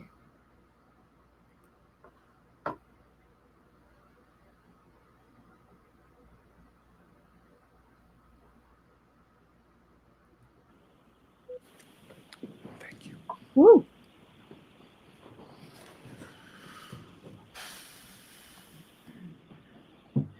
May I interrupt? Yes. Thank you. You had received, and I want to draw your attention to 2023 now. I'm sorry. Now I'm doing it. The fall of 2022, September of 2022. Yes. Did you receive a notice on Commonwealth letterhead indicating that you were not to destroy or in any way manipulate any data on your cell phone? Destroy the phone itself, or to manipulate or destroy any data on that cell phone? I do not remember getting that letter. No. I'm going to read this for the record, Your Honor, if I may, with the court's permission. Yes. Did you receive a letter that said, in essence, not even in essence, it should be quoted as the following, quote, "You, Mr. Albert, are hereby notified that the defense in the case of Commonwealth versus Kieran Reed, Norfolk Superior Court, criminal case number 22-117, has filed a motion pursuant to Mass R. Crim P. 17 for the production of any cell phones that you used between January 28, 2022 and February 28, 2022, and or any data associated with those cell phones, period. The hearing on Ms. Reed's motion will be held on October 3, 2022 at 2 p.m. in courtroom 1 of the Norfolk Superior Court. You may be heard on the motion at that time. You are hereby placed on notice that these cell phones are the subject of pending litigation, and you must not alter, delete, destroy, or in any way manipulate any of these electronic data they did. associated with the cell phones at issue. Period, end quote. Did you receive a notice from the Commonwealth with that language? I don't remember receiving that document. No. Were you told in any other capacity that you were not to get rid of or delete your cell phone? In other words, preserve your phone. Subsequent to me upgrading my phone, I spoke with the DA's office. So after that, they told me via a phone call that that was the case. So your testimony is you never received the notice that I just read, but you did talk to the DA and he told you to preserve, you were on notice that you were to preserve your phone. After. I Right, know you well- want to say that, Mr. Albert. My question is, did you have the conversation with Mr. Lowry? Yes. Okay. When was that conversation, sir? So I don't have the exact date of the conversation. I'm not sure. Who did you talk to on the phone exactly? Was it Mr. Lowry alone or was it a conference call? It was a conference call. Who else was on that conference call? I believe Steve Nelson and other witnesses in the case were on the conference call. Can you name those witnesses for us? Please? I believe it was Brian Higgins. I believe Jen McCabe, Matt McCabe, and maybe somebody else, but I can't recall. Who initiated that conference call? I believe it was somebody in the DA's office. So either Mr. Lally or Steve Nelson, somebody like that. Did everybody just call into a central number, a conference line? Yes. And what exactly did Mr. Lally say to you during the course of that conversation about preserving your phone? During the conversation, Mr. Lally said that the defense had filed a motion to ask for the phones to be preserved. And anything else? That's what I remember him saying. Did you volunteer that, oh my goodness, I just upgraded my phone last week, convenient? I don't have that phone anymore. No, You didn't say that to Mr. Lally? no, You just took the information that he gave you and hung up the phone and went about your business yes, without notifying him that the very phone that he had just ordered you to preserve had just been destroyed days earlier. no, the phone wasn't destroyed. I upgraded the phone. The data was destroyed, sir. Correct? I did not destroy any data on any phone. Mr. Albert, I upgraded my phone. when you upgrade a phone, you know that the phone is set back to factory reset before your new phone is handed to you, correct? Happens every time. I don't know that. So if you have personal texts with your doctor, personal communications with Mr. Henning, your lawyer, you're just gonna hand that to a pimply faced kid at Best Buy and say, here's my phone? You know that data is destroyed when you upgrade your phone, right? I think some things are come over across contacts, things like that. So I don't know that for sure. You can back up your data, sir, but the phone data is destroyed for all purposes. It's factory reset, correct? I don't know that. How long have you had a phone? That's an iPhone. Years, How many times have you upgraded your iPhone? multiple times. Every single time you upgrade it, you know that the phone prior, the data is destroyed on it, correct?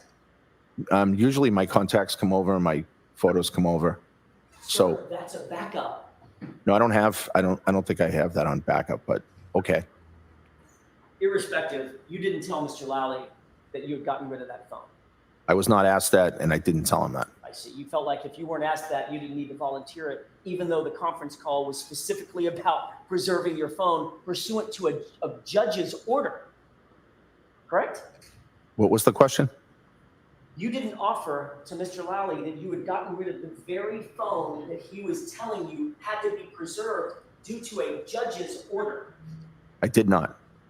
And you didn't seek any advice from, I'm not asking you for the communications. You did not seek any advice from counsel at that time for those purposes.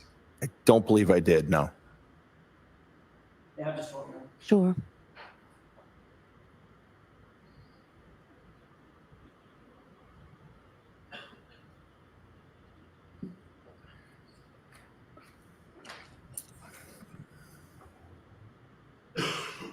These people. I need a sign that says these people.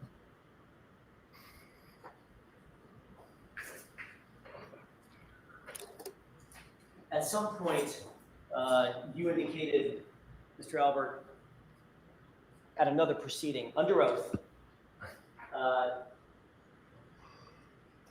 in relation to a conversation that you had with Brian Higgins about your phone. Quote, I don't recall saying I was going to get rid of my personal phone to Brian Higgins. I may have said that, you know, there's personal stuff on my phone. But I don't recall saying that to him, but I don't know, we had multiple conversations about things.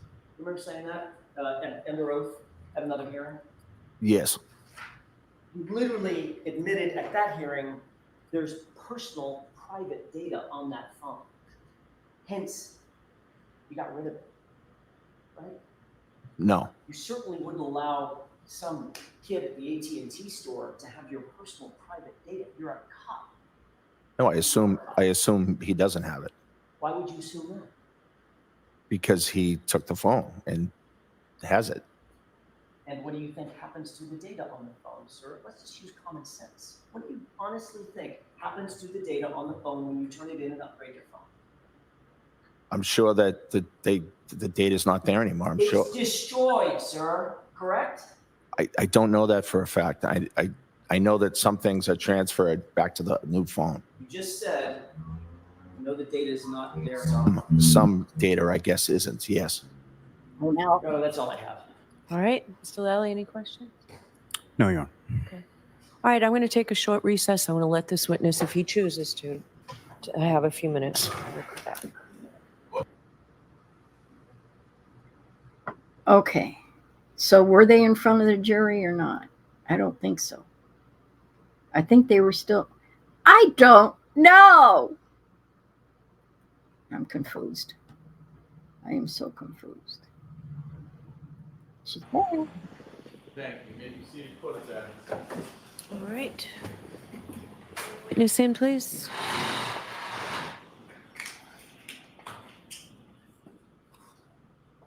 Are we still doing this? I don't think so.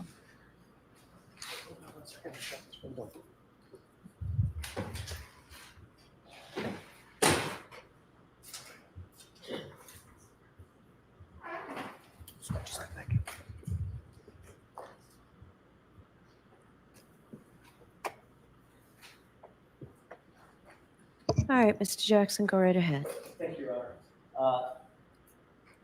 Mr. Albert, you were notified by the Commonwealth that on September 23rd, 2022, a judge specifically ordered you to preserve that phone and all its data, the phone ending in 0888. Is that right? Yeah, at what time are you asking me that I was notified? That day or the next? On the 23rd?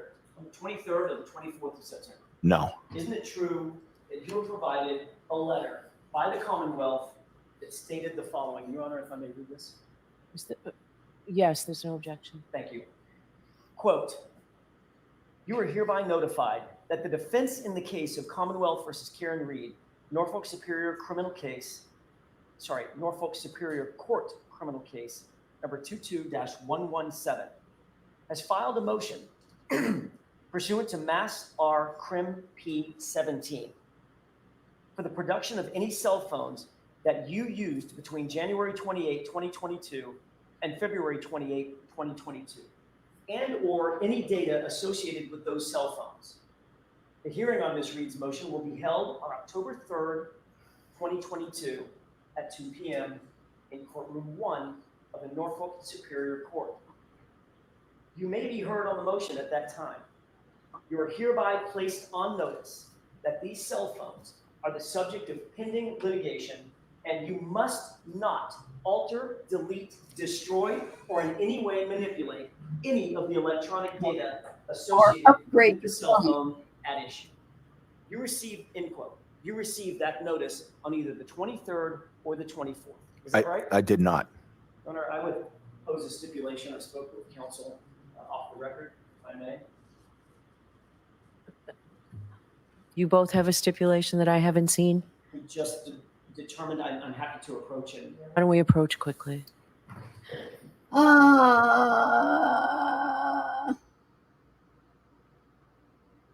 the prosecutor is agreeing that that was sent out. I think that's what stipulation means. It means that both parties agree on something.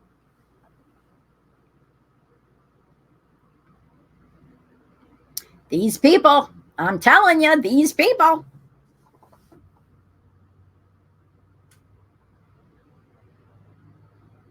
I'm sorry if I'm shouting in your ear.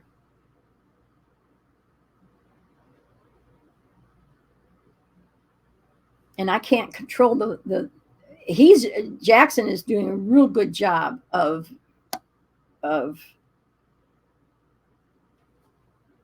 raising his voice. Lally is a pain in the butt to hear.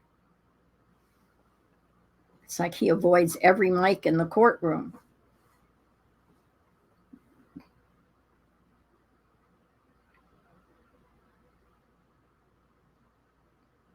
The minute I get impatient and I try to fast forward. See?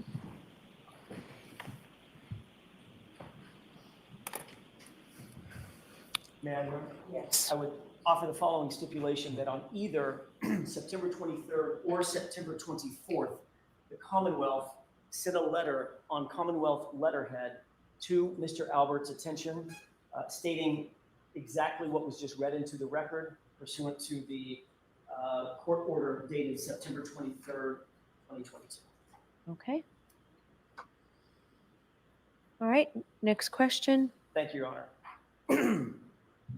Isn't it true that you were in fact ordered to preserve your cell phone by the Commonwealth? At some point, I was made aware of that, yes. All right, let's just get to the brass tacks. Where's your phone?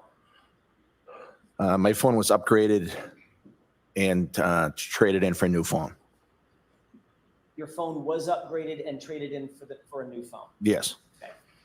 Another way to say that is you traded your phone in and got rid of it, correct? I traded my phone and upgraded it. Yes. When did you get rid of your phone ending in 0888? I upgraded my phone in September, third week of September, maybe around 22nd. The 22nd of September. I believe so. I can't be sure of the exact date. So according to you, you got rid of the phone that was the subject of a court order preservation the day before it was ordered preserved, right? How cool. Rephrase the question, please? This order, it was just stipulated, this order is dated September 23rd, 2022. It was just stipulated that on the 23rd or 24th, you were then sent a notice to preserve the phone. And your testimony is on the 22nd, the day before this all happened, you upgraded your phone and got rid of it in total, correct? I upgraded my phone on and around the 22nd, yes. And you knew that all of the data on that phone would be factory reset and destroyed. Convenient. Objection. Do you know that, sir? I do not know that. How many times have you upgraded your phone in your iPhone? I'm not sure. 4 or 5 times, maybe. You're aware that when you turn a phone in and you upgrade it, the phone that you turn in, that data is factory reset, meaning it's gone. It's destroyed off of that device, correct? I did. Well, I think some data transfers and some doesn't. We're not talking about a backup. I'm talking about the physical phone. That physical phone becomes a brick when you turn it in, correct? Correct that it becomes a brick? I don't know. It becomes effectively a brick. There is no data left on the phone. I'm not talking about backup data onto a cloud. I'm talking about that phone. So the old phone, yes. Yeah, it's just everything on it's destroyed, correct? Right, although some of the data transfers to your new phone. And you're aware that the very data that you were ordered to preserve would have been destroyed, according to you, the day before. He was given a Correct. heads up. Rephrase your question or ask me a question. Are you claiming that you got rid of your phone on the 22nd? I upgraded my phone around that. I'm not sure if that's the exact date, but yes. So it could have been after the 22nd. I don't think it was after the 22nd. Could have been the 24th? No, Could have been the 25th? no. So you're absolutely sure that you could not have upgraded your phone and gotten rid of it anytime after the 23rd when this Getting judge red. ordered that it be preserved. No, Because you know that if you got rid of that phone after you had been notified that you were ordered by a court to preserve it, you'd be committing a felony. Objection, Your Honor. Sustained. So you now claim that you got rid of the phone on September 22nd, 2022. Hours before you were ordered to preserve it. That's your testimony, correct? yes. Liar, Is that liar. just a coincidence? September 4th was my birthday. The phone was broken and failing. I had planned on getting a new phone, and that just happened to be the day that I got it. Happy birthday. Was that a coincidence? Objection. Sustained.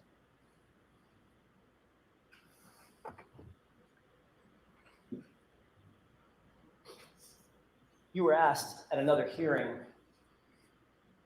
in June of 2023 that exact question, correct? Whether it was a coincidence. You remember that? I don't. You recall being asked, quote, "So it's just a coincidence that within minutes, hours, or days, Objection, Your Honor.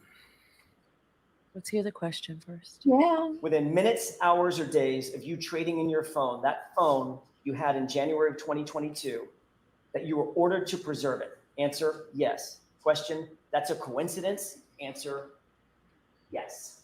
Objection. Move to strike. I'll let that stand. Yeah. That was your testimony, wasn't it? Yes, And that's what you're saying today to these jurors. Just Yeah. a coincidence. yes.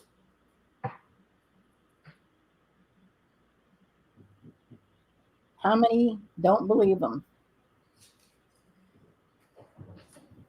Did you and Brian Higgins agree with each other that you were both going to get rid of your phones? Objection. I'll allow that. No.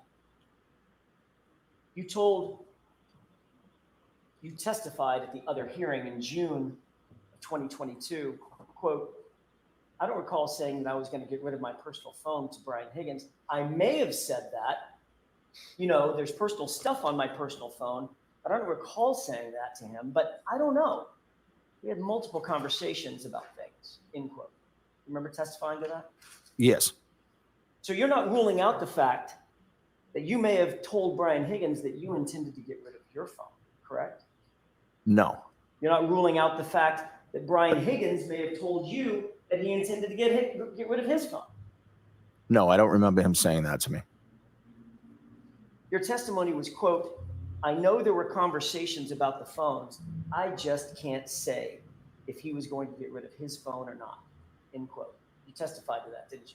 Yeah, I have no idea what he was going to do. I'm asking, are those your words? Did you testify to that under oath? Yes, although I don't know the context of the time that they were asking that question. June of 2020. No, not the date of the hearing, but when they were asking if and when that conversation took place. Does it really matter when it took place? I think so, yes. Well, you talked to Brian Higgins about getting rid of your phones. When do you think you had that conversation? I don't think I talked to Brian Higgins about getting rid of my phones. Well, you just said you can't rule out the fact that you had conversations with Brian Higgins about your phones and possibly getting rid of your phones. Right? No, I don't think that's what I said. You two discussed the fact that you both wanted to get rid of your phones. I don't remember having that conversation with Brian Higgins at all. Your testimony was, quote, I know there were conversations about the phones, sir. Correct? Correct that that's what you're So if you're having conversations with Brian Higgins about the phones, what the heck were you talking about? I don't know the timing of when they asked when those conversations were. Mr. Albert, So I'm leaving it open to you. I don't care when it was. I'm asking you, have you ever had a conversation with Brian Higgins about your phones, respectively?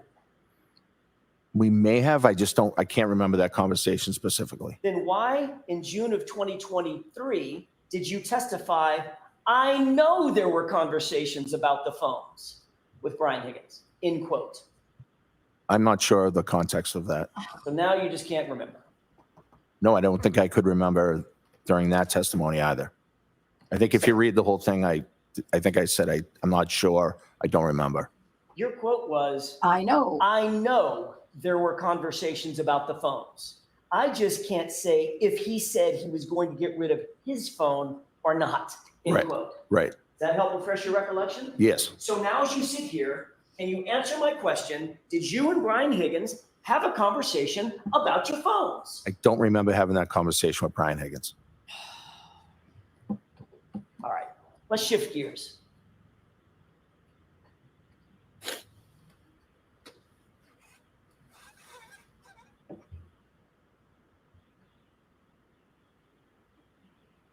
Before I shift gears,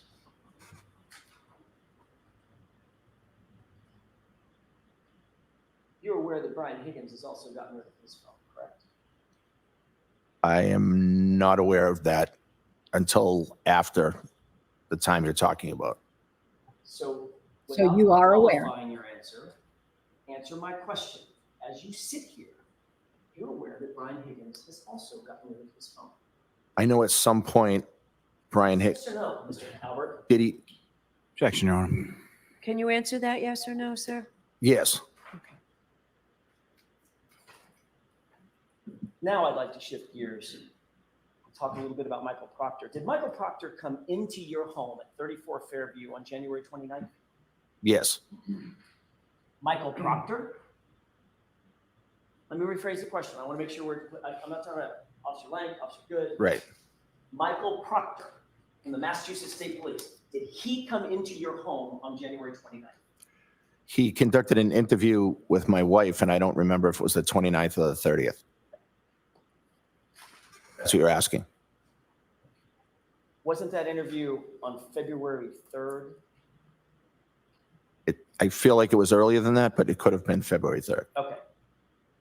presume for purposes of my question that it was February 3rd that Michael Proctor interviewed your wife, then he would not have come into your home on the 29th, 30th, 31st, 1st, or the 2nd. Right. And you know from your training, obviously, as a first responder, the first 48 hours of an investigation are absolutely critical, correct? Objection.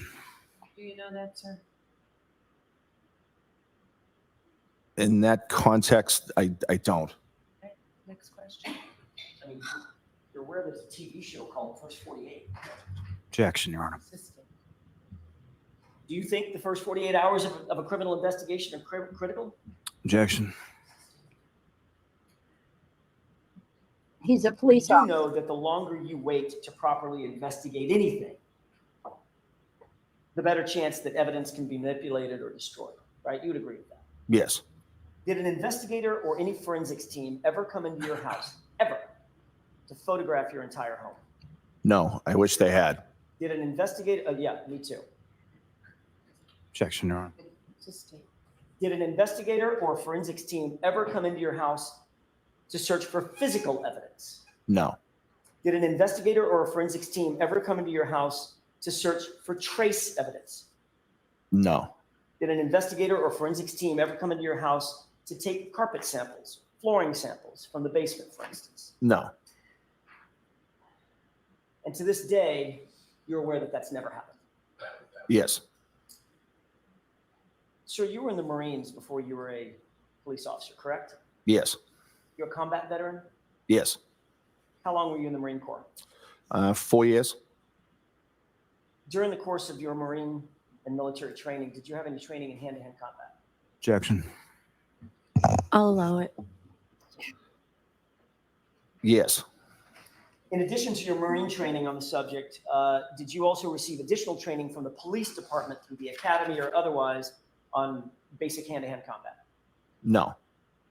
So that's not part of the academy? Not hand-to-hand combat. No. Fighting techniques, use of batons, things of that nature? Defensive tactics. Defensive tactics. Okay, that's fighting, right? Well, it's not hand-to-hand combat. No. Okay, fair enough. I may be using the wrong word. It's physical, it's training on how to either defend yourself or control another person physically. Yes. I mean, they're not going to send you out there on the streets completely ill-equipped. They need to know that you know how to defend yourself and how to put somebody in custody that doesn't want to be in custody, correct? Yes. And that might include fighting. It could. Yes. And beyond your Marine training and your police training, you're independently trained in techniques of fighting. Have I boxed before? Yes. Okay. And you've trained in boxing. It's not like you just walk up and smack a heavy bag, right? You'd have to rephrase. You've trained. You're a trained boxer. You're a trained fighter. I've boxed in the past, and I've trained to box. Yes. Yeah. I mean, I've hit a heavy bag, Right. but I'm not a trained fighter. You're a trained fighter. All right, so there's an objection. You were standing, Mr. Lally. Yes, Your Honor. Jurors, disregard that. Mr. Jackson, no comments, just questions, please. Yes, Your Honor. In fact, your boxing skills were featured in a TV show that you were featured in as well, correct? Objection. I'll allow that. No. You were, in fact, no. That they were featured in a show. No. You've never shown on TV in a ring sparring with somebody? I may have been shown training, but I don't think I was having a boxing match. No. Okay, I wasn't suggesting that you were having like a paper.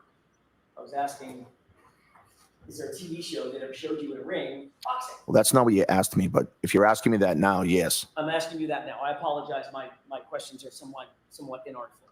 Yes. You understand the question now? Yes. And you have been shown, I use the word featured, you've been shown on television in a boxing ring, Yes. sparring. I haven't seen the video in a while. I'm not sure if I was sparring. If we can, Your Honor, with the court's permission, can we take a look at Exhibit 53? Okay. There's a clip starting at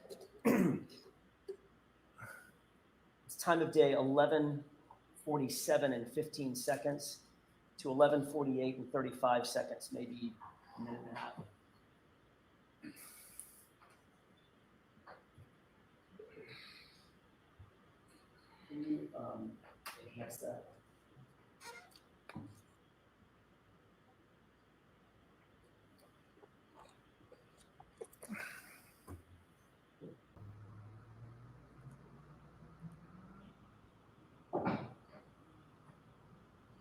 you see the two men in the foreground? Yes. Who are those two men? Looks like myself and Brian Higgins. Does it look like yourself and Brian Higgins, or is that yourself and Brian Higgins? Yes, it is. Okay. You can go ahead and play that. You got to put his feet to the fire.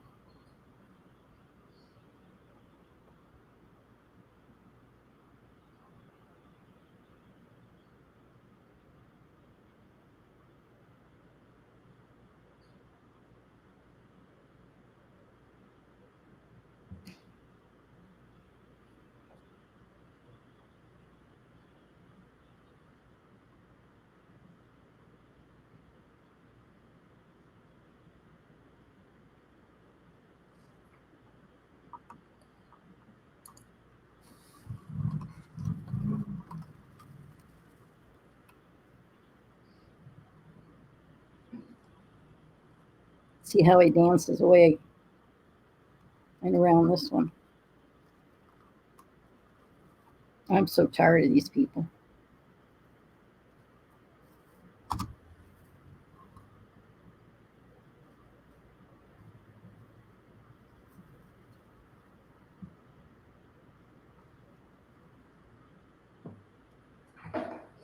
I've got one more clip to play, but I have a couple of questions, Your Honor. Would you, Let's take it down and you can put the other one up after the questions. Did you see what was displayed on that video? Yes. Had you seen that before? Part of it, yes. Is that what you and Mr. Lally went over in your preparation for your testimony? I don't think that we went over it, but he showed me a quick clip of it. When you say he showed you a quick look, did he ask you questions about it? I don't think so, no. Did you give him any answers about it? No, Any explanations?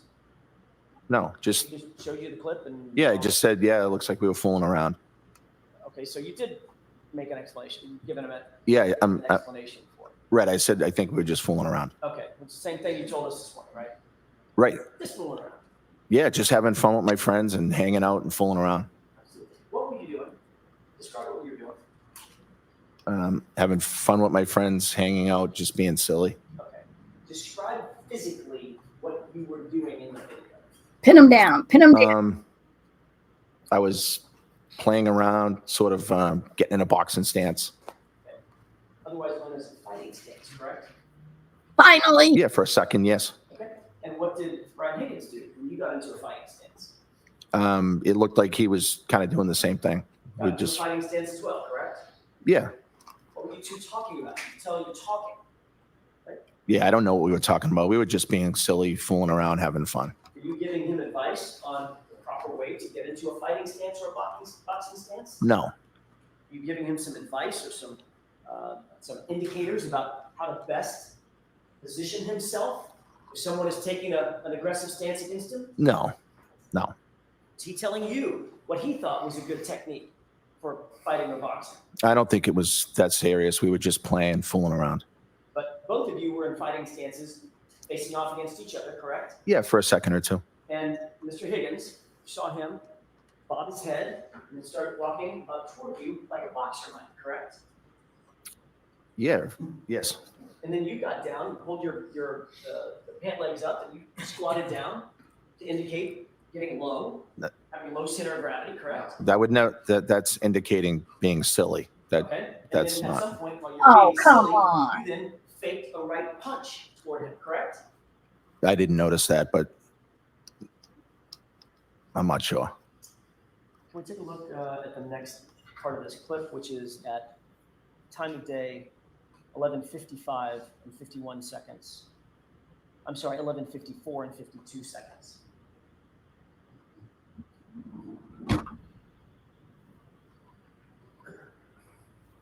What's he gonna Pause it. say this time? And highlight it.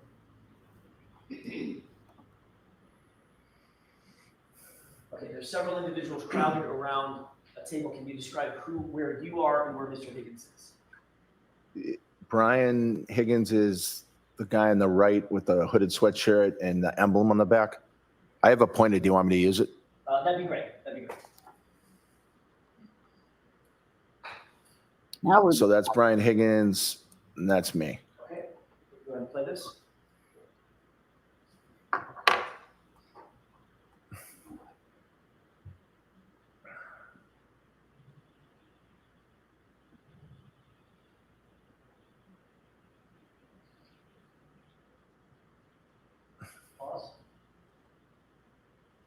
see what you just did? Yes. What'd you do when you slapped his right arm? What did I do? What did you do? What are you doing? It looks like I'm just being silly, fooling around. Okay. I'm gonna ask you for a little bit It's more a hold. physical description. What are you doing? Why are you grabbing him from behind? I don't really know. Is that a wrestling hold? No, Is I that don't a think so. control hold? No, I don't think so. Is that some sort of a control hold that you've used in the past? Bear hugging somebody? No. That's Okay. just a silly That's not fair. fooling around with my buddy. Let's go ahead and play this. Oh my God. Sidestepping.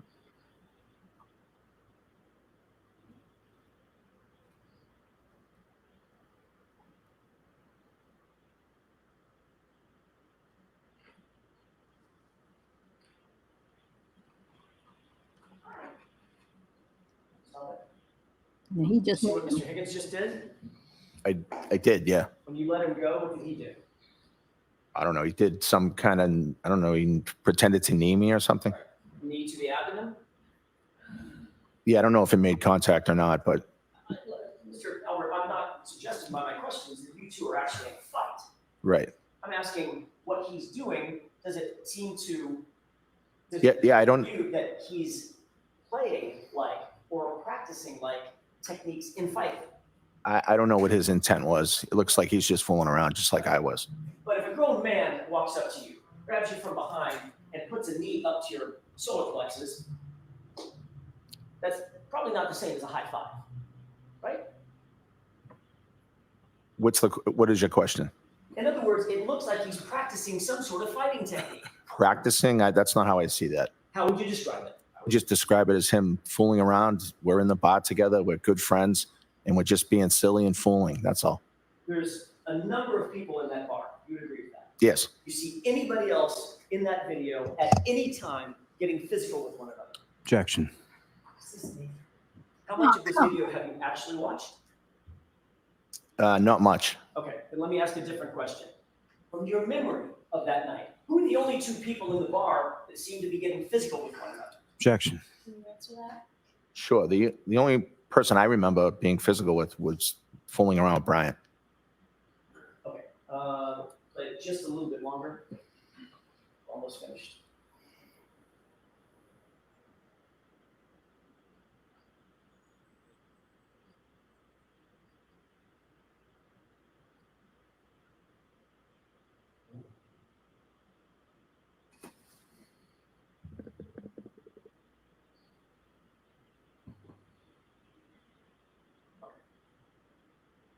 You can take that down. Did you see the rest of that video? Yes. No question that you two are being friendly with one another, correct? Yes. You would agree with that? Yes. But there's also no question that of all the people in that bar, the only two people that appear to be imitating fighting are you and Mr. Higgins, correct? In that video, yes. And is there another video? Well, no, I just don't know what everybody else was doing in the bar. Do you remember anybody else? You know, Julie Albert or I don't remember. Nicole getting into a scrap with someone? No. That was just you two, correct? Yes. Mr. Albert, this is minutes before everybody headed to your house at 34 Fairview, correct? Yes. Including John O'Keefe. Yes. Going back to the morning of January 29th, everyone had left your location. This is after you had already arrived, had a couple of beers, people started leaving. Everybody was gone from your location at about 1:45 a.m., maybe a little thereafter. That seems right. Caitlin being the last person to leave. I believe so, yes.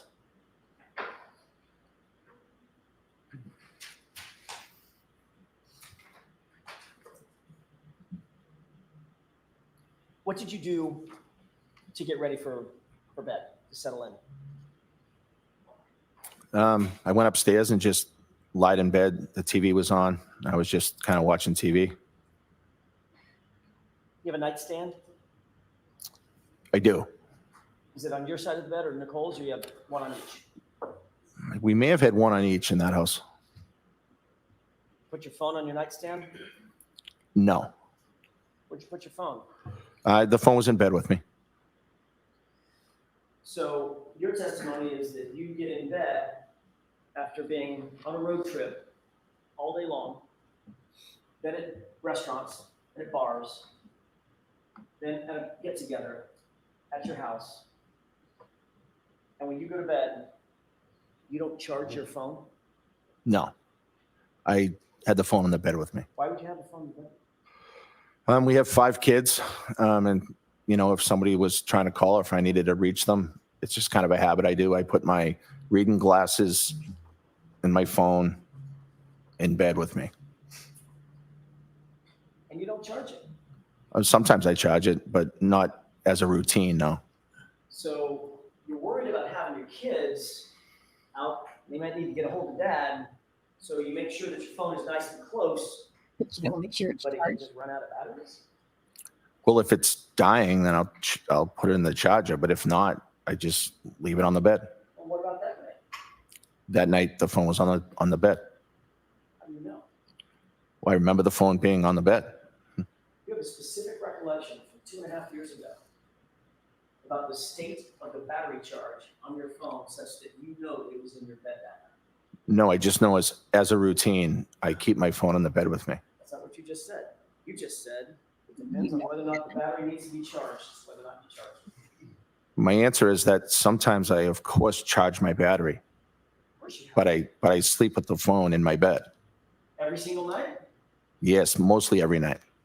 I thought you just said 4 questions ago, it depends on whether or not the phone needs to be charged. Sometimes you keep it in the bed, sometimes you put it on the charger. If the phone needs to be charged, I charge it, but I sleep in bed with my phone. Mr. Albert, did your phone need to be charged that night? Don't remember if it did, but I slept in bed with the phone. You've been on a road trip most of the day, correct? Yes. You've been out at bars that night, correct? Mm-hmm. Is that yes? Yes. You weren't charging your phone. We saw the video. You weren't charging your phone at the bar. Right. So when you got home, clearly put your phone on a charger, didn't you? But I did not. So if your kids needed to get a hold of you, why would the phone being in your bed be any assistance to you instead of just on the charger at the nightstand? That's just what I've always done. I just keep it in my bed. My wife does the same thing. So now you've got 2 phones in the bed. Yes.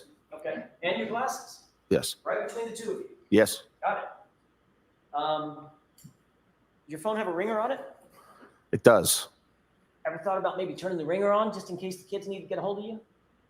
Sometimes it's on vibrate. Sometimes it's on ring. It depends. Yeah. Depends on you. You just put it on ringer. Wouldn't that make more sense to go to bed, put it on ringer? Objection. Can you answer that? All I can answer is that I sleep with my phone in my bed. That's just what I do. And you know what I'm about to ask you, which is why you're saying you sleep with the phone in the bed, correct? All right, I so s- that's sustained, that's stricken. Come on, Mr. Jackson. All right. What else is in the bed with you? Your keys, your wallet, any other pocket items? No. Just the phone and your glasses Yes. and Nicole's phone, Yes. right between the 2 of you. Usually, yes. What about that night? Yes. Sir, did you make any phone calls after you went to bed between the hours of 1:45 a.m. and 6:30 a.m.? Yes. Yes. Who did you call? I inadvertently called Brian Higgins. What time? I don't recall the exact time. After 2. 2:22 and 35 seconds. Does that sound familiar? Yes. Did you speak to Brian Higgins at any point between 1:45 a.m. and 6:30 a.m. that night? No.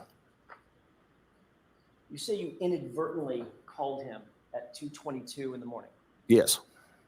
How did you inadvertently call him? Well, I don't know because it was inadvertent. So I have to explain that. Well, it's kind of like a butt dial. Kind of like a butt dial. All right. How long have you used an iPhone?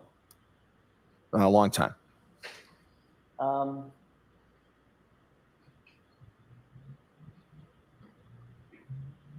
a matter of fact, you've been asked this question before, haven't you? Yes. Hence my question, you knew what I was going to ask you. Objection, Your Honor. I'll withdraw it. You indicated previously at a different hearing in June of 2023 that you were, quote, hanging out with your wife, and you must have butt dialed Mr. Higgins, correct? Yes. At 2:22 and 35 seconds on January 29th, 2022, correct? Yes. You were asked how that could have happened, much like I just asked how that could have happened, right? Yes. And in that hearing, you said, quote, I'm not totally sure. Similar to what you just said here. Yes. And here you added that it could have been a butt dial. Yes. You were then called back to that same hearing, but at a different date, an ongoing hearing, right? Yes. That was in July of 2023, correct? Yes. You then changed your testimony and said, and I don't mean to be indelicate, but your testimony was then that you were in an intimate situation, I'll put it that way, with Nicole at the time. And that's how you butt dialed Brian Higgins, correct? I don't believe I said that's how I butt dialed Brian Higgins. That's the time. I think I said there was a time frame that was close. Okay. So I didn't say that, no. All right. What you said was you were in an intimate situation with Nicole at the time that the butt dial occurred, correct? I'm not sure if you have something you can read me or show me. Is it your testimony, let me just ask, is it Sure. your testimony that you and your wife were in the middle of some sort of sexual or intimate situation, and that's what caused you to butt dial the phone at that time at 2:22 a.m.? Objection. System. Ah, I'd like to show you an exhibit briefly. Oh, sorry.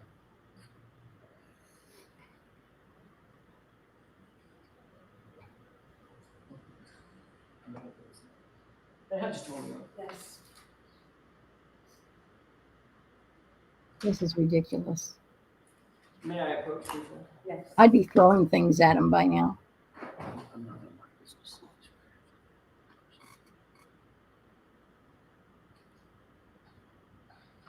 Sir, I just want to find out if this refreshes your recollection. Look at lines 11 through 13. And then let me know when you're prepared.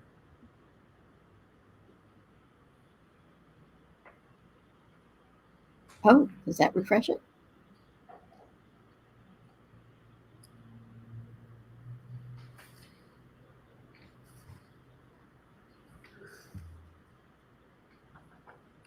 All lines.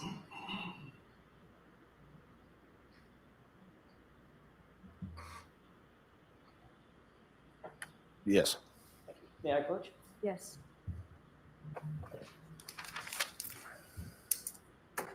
Does that refresh your recollection that you indicated at the other hearing that Just the first part of that first. Does that refresh your recollection? It does. Okay, now you can. Thank you, Your Honor. Isn't it true that at the other hearing, you indicated that at or around the 2:22 time frame, you and your wife were in bed together in an intimate situation? Yes, around that time, I think it reads. And that's what he said.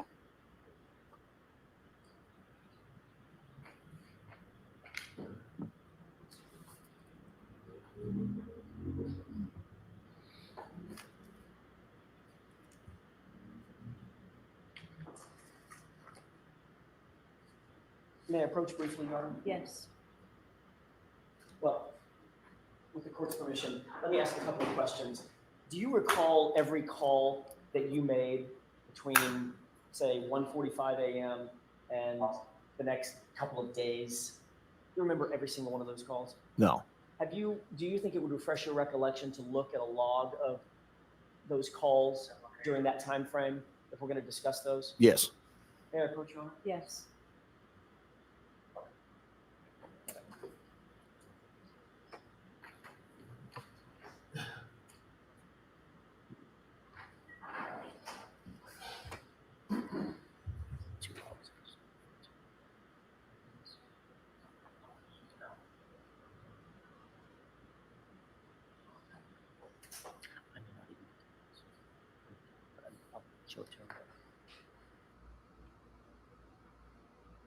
Yeah, you should have turned the mics off before that.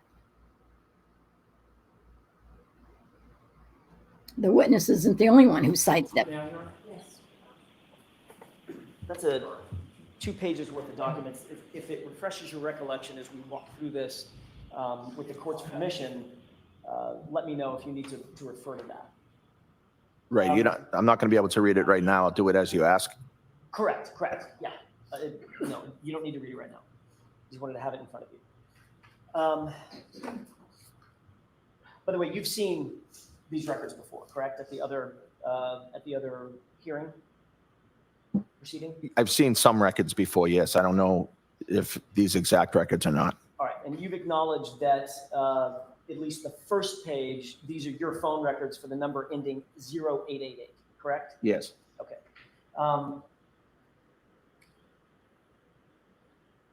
And these are call records from January 29th Yes. at 2:22 and 35 seconds in the morning, correct? Yes. Whose number ends in 5421? According to this, it's Brian Higgins. The call at 2:22 and 35 seconds appears to be 1 second in length, and that's from you to him, correct? It says 1 second. I don't, That would be the call, the initial call from you to him, the one that you claim is a butt dial. Is that right? yes. Did that call roll to voicemail, and then you immediately hung up? No, I don't recall if it, I don't know. So according to you, it was a butt dial that went to his phone that somehow lasted 1 second. Right. Okay. Then there's a second call. If you look at the second line down, there's a second call at 2:22 and 52 seconds, 17 seconds later, correct? Yes. That call is actually from Brian Higgins to you, isn't it? Yes. And that call doesn't last 1 second. That call lasts 22 seconds, correct? Yes. Obviously, you know how long 22 seconds is. It's actually a long What's that? time. You know how long 22 seconds lasts. Yes. So according to your phone records, you placed a call to him, and then 17 seconds later, he returned a call to you that lasted 22 seconds. Correct? That's what the records reflect. Yes. When you woke up in the morning, you obviously checked your phone. Did you not? I don't know if I did. Are you telling this jury that the call that came into your phone was a missed call, or did you answer? How long it lasts. I did not answer it. So it would have been a missed call. I just know I didn't answer the call. So it would have been a missed call. Well, I don't know. By definition. I don't know that to be a fact. I just know I didn't answer the phone call. I missed the call. Yes. That's what I mean. Right. You missed the call. Right. It did something on your phone and you just didn't answer. What do you mean? Right. Okay. And again, you're using an iPhone. Yes.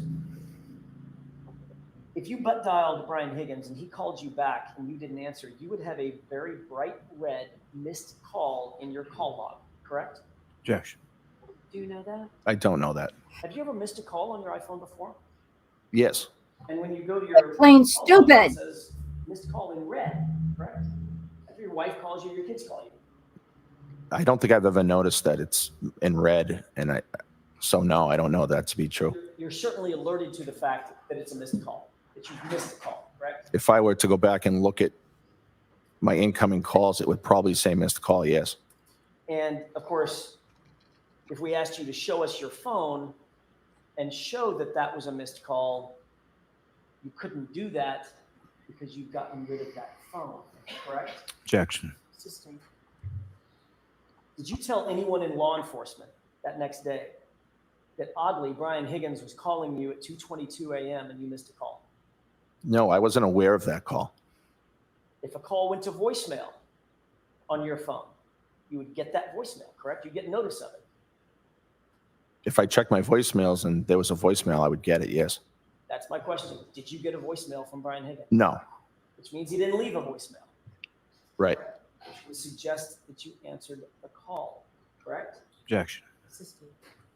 Let's talk for a second about this butt dial.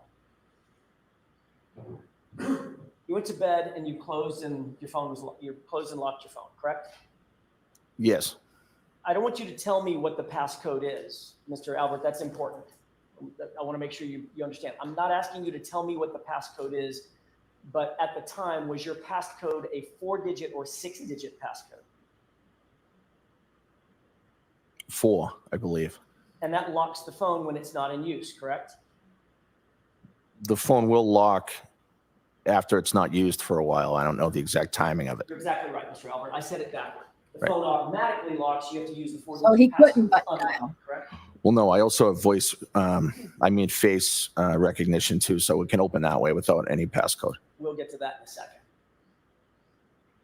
The phone locks when it's not in use, correct? Yes, And then to make a call, once you open the phone, either through facial recognition or through the passcode, then you have to tap on the phone app in order to open up the phone app, correct? yes, I believe so. Once you open up that phone app, there are only 3 ways that you can initiate a phone call: favorites, recents, and contacts, correct? I don't know that. If you tap on a contact, that opens up the contact page or the contact app, right? You know that. Yes, That's where all your contacts are. yes, They're alphabetized. yes, You have to either scroll through or do a search and type in the name of the person you're looking for. right. You didn't do that, did you? No, If you tap favorites, if you have favorites listed, there's a list of favorites. You have to scroll through and tap the one that you want to call, correct? I think so. Yes, I'm not totally aware of that, but And if you tap on recents, those are the recent calls that you've had, you've either received or made. And of course, you have to tap on the contact in the recents list that you want to call, right?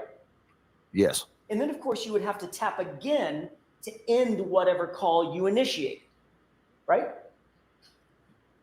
yes, I mean, you don't just say goodbye. You got to say goodbye and hang up. You got to tap it to hang it up. right.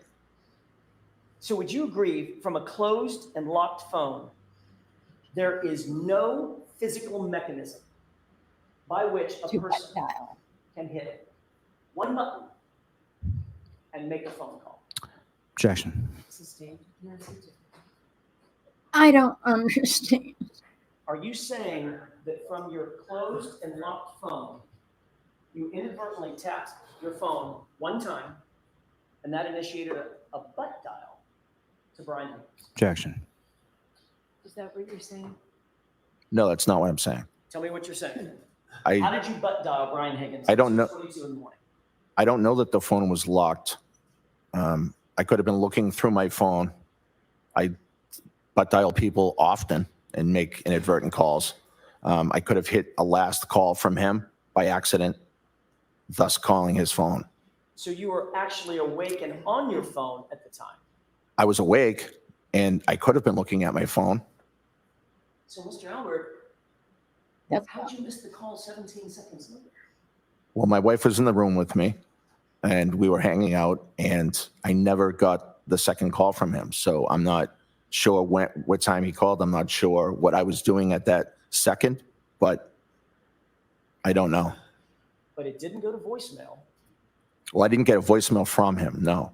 So it didn't go to voicemail. Well, I don't know that don't know that it didn't go to voicemail. I just know that I didn't receive a voicemail from him. So if you, okay. you're I mean, we're all guessing here, but I mean, he could have called voicemail. We're not all guessing Well, here. you are because you don't know if he left a voicemail or didn't, or at least got voicemail and then hung up the phone. I think one of us is trying to guess. Objection, Your Honor. Sustained. You know what? I want to see Councilman Seibach for just a second, please. You can't be snarky too. You're the good guy. I'm the snarky one. I know they're getting frustrated though, because man, just trying to get a straight answer from this guy is ridiculous.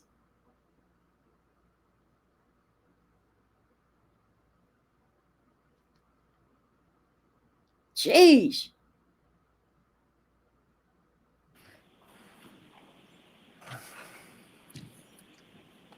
Are you now saying that your phone was open and unlocked at 2:22 a.m.? I'm saying I could have been. Are you saying that it was? I don't know. Mr. Albert, you were the only person that was there with your phone. Was the phone unlocked and did you make a call? Objection. Can you answer that? Sure, I don't know. And 17 seconds later, again, presuming you're the only person there with the phone, did you answer that call? I did not. You would agree that in order to answer a call, you can't just look at your phone to answer it. It has to be swiped physically, correct?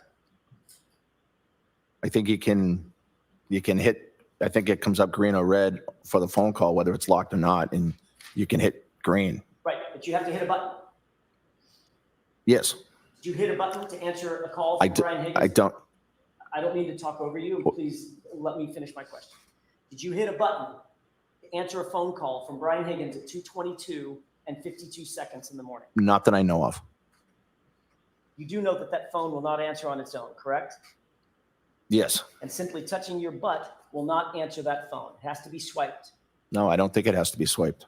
You'd agree that a 22-second call from Brian Higgins had to have been answered by you. Isn't that right? Objection. Do you agree with that? No, Did Nicole, who else was in the room? just myself and my wife. And Chloe. Yes. But Chloe's not a human, so it was myself and my wife. By process of elimination, Nicole didn't answer that call, did she? No, Chloe, the non-human, didn't answer that call, did she? no. So who had to have answered the call, sir? Objection. Can you answer that? I don't remember answering that call. Could have hit the phone by accident, causing it to answer. Okay. Okay, let's move on from this, Mr. Jackson. Your Honor, if I could have one or two more questions. One more question. Now your testimony is you could have answered the call, correct? No, my testimony is that I don't know. You're asking me how it could have answered, and I'm trying to answer your question. At a prior hearing in June of 2022, you were asked this exact question and you answered, quote, "Yeah, it's only possible that it's me," end quote, correct? I don't recall answering that way, but I'm not sure. And you were also asked, after being confronted with these records, quote, Objection. "I guess I could have talked to him," meaning Mr. Higgins, correct? I'll I don't- allow this, and this is- I don't recall saying that, no. Let's move on. Yeah, the jury by now knows that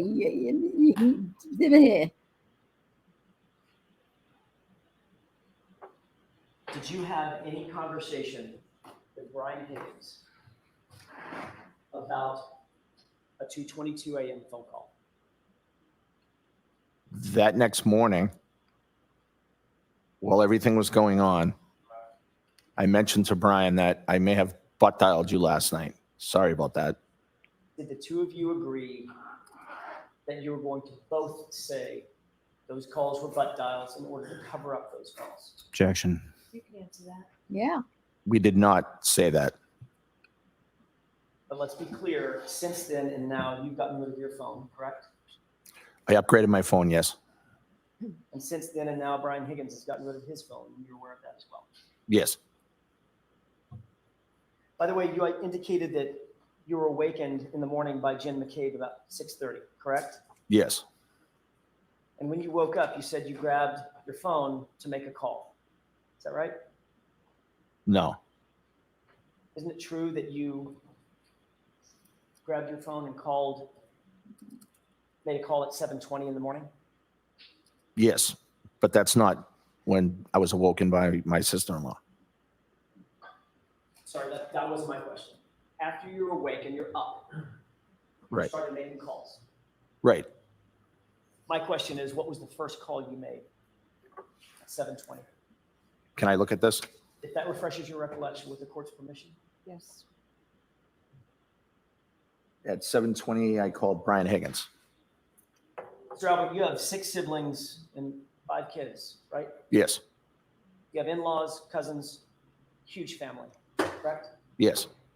But on the morning you find out that John O'Keefe is laying dead or dying on your lawn, the first call you made at 7:20 was to Brian Higgins.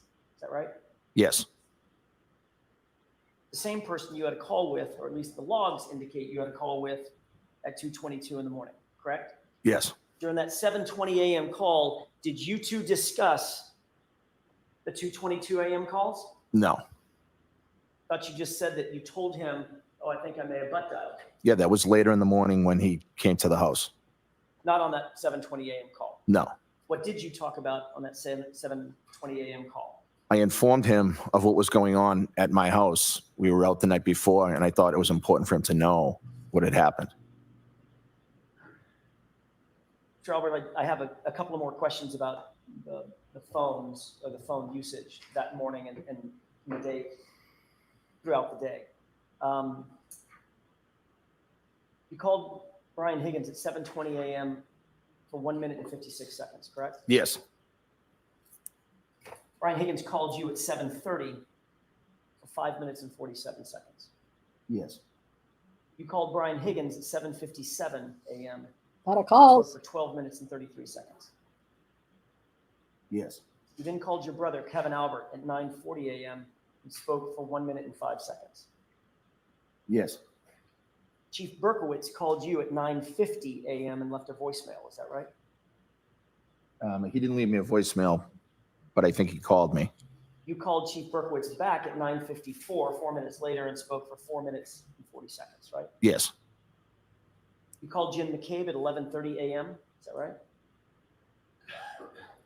Yes. Jim McCabe called you back at 12:20 p.m. You spoke for 7 minutes and 52 seconds. Yes. You called Kevin Albert again at 2:01 in the afternoon and spoke for 8 minutes. Yes. You called Kevin Albert at 6:45. I'm sorry. You called Brian Higgins at 3:24 p.m. and spoke for 6 minutes and 5 seconds. Is that right? And if it refreshes your recollection, there's a second page, second log. You'll turn your attention to the 3:24 p.m. time frame. Trying to find it. Take your time.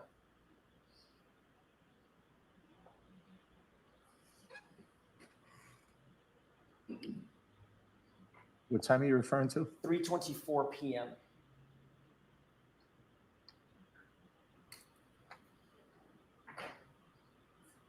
I see it. Yes. And there's a second call. You call Brian Higgins at 6:12 p.m. and speak for 1 minute and 7 seconds, right? Yes. And then the third one on that page, you called Brian Higgins at 6:35 p.m. spoke for 10 minutes and 12 seconds, correct? Yes. Turning back to your call logs, you called Kevin Albert at 6:45 on the next on that same day, spoke for about 16 minutes.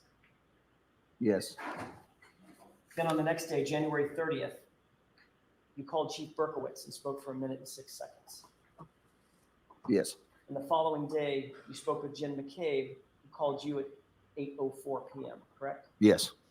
And finally, Chief Berkowitz called you at 1:48 p.m. on February 1st, right? Yes. 3 days later, you spoke again to Brian Higgins at 8:48 a.m. Is that right? Yes. The subject of these calls, Mr. Albert, were all about the fact that John O'Keefe was found dying on your yard, on your lawn, on January 29th, 2022. Isn't that right? I don't know the subject of all these calls. No. You had to have been talking about that event. Of course, it was a horrible situation that was going on. Everybody was distraught, and there were a lot of phone calls. This call log doesn't encompass all the phone calls. No, it doesn't. There are a lot of phone calls being made to a lot of people because of this horrible situation. And the point is, Mr. Albert, those many calls that you've just described, especially as they pertain to Brian Higgins, Jim McCabe, Kenny Berkowitz, your brother Kevin Albert, were those many calls an effort to get stories straight at the time? No, absolutely not. Were those many calls an effort? I'm going to interrupt you, jury. We're going to send the jury out. Jurors, actually, why don't we take the lunch? I'll see counsel at sidebar. Court, all right, please. Hum.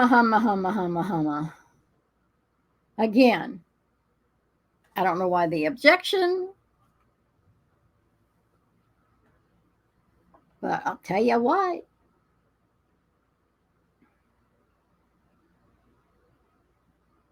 You can't trust anything he says.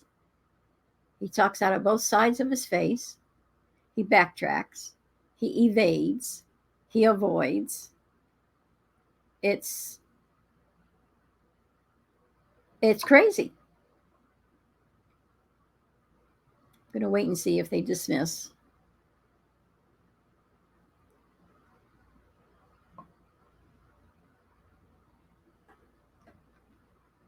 There are no words.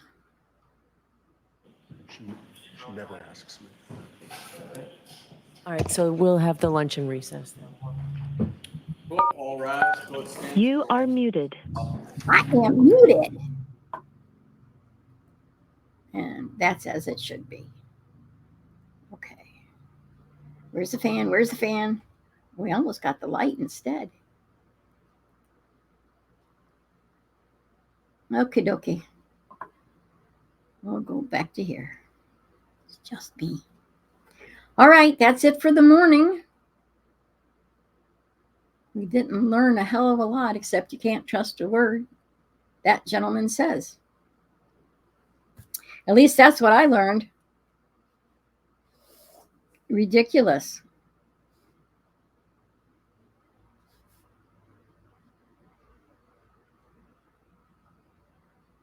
I had another thought, and it just kept going. I don't know.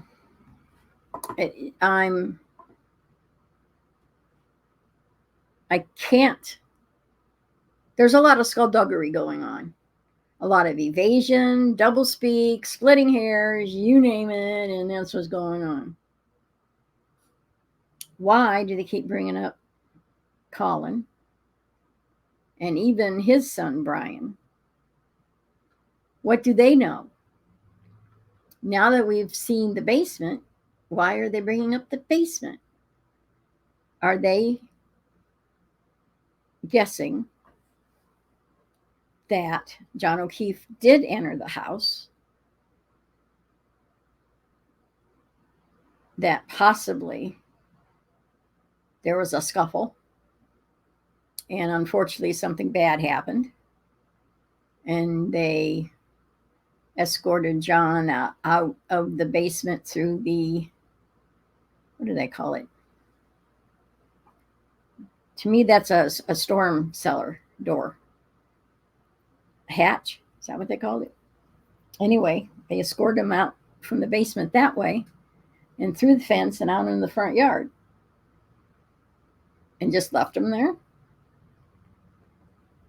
Somebody just left him there. Interesting. More and more stuff is coming to the forefront, and it'll be pretty cool to see how things evolve. But as far as I'm concerned, there's so much reasonable doubt. And why doesn't the prosecution start?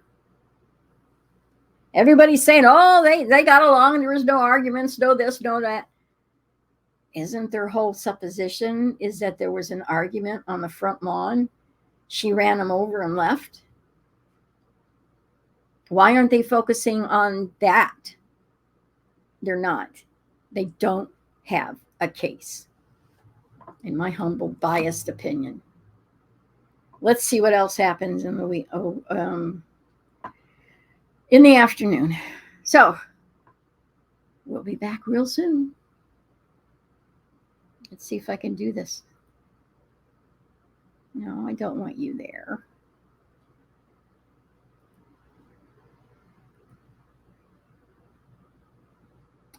We'll be back.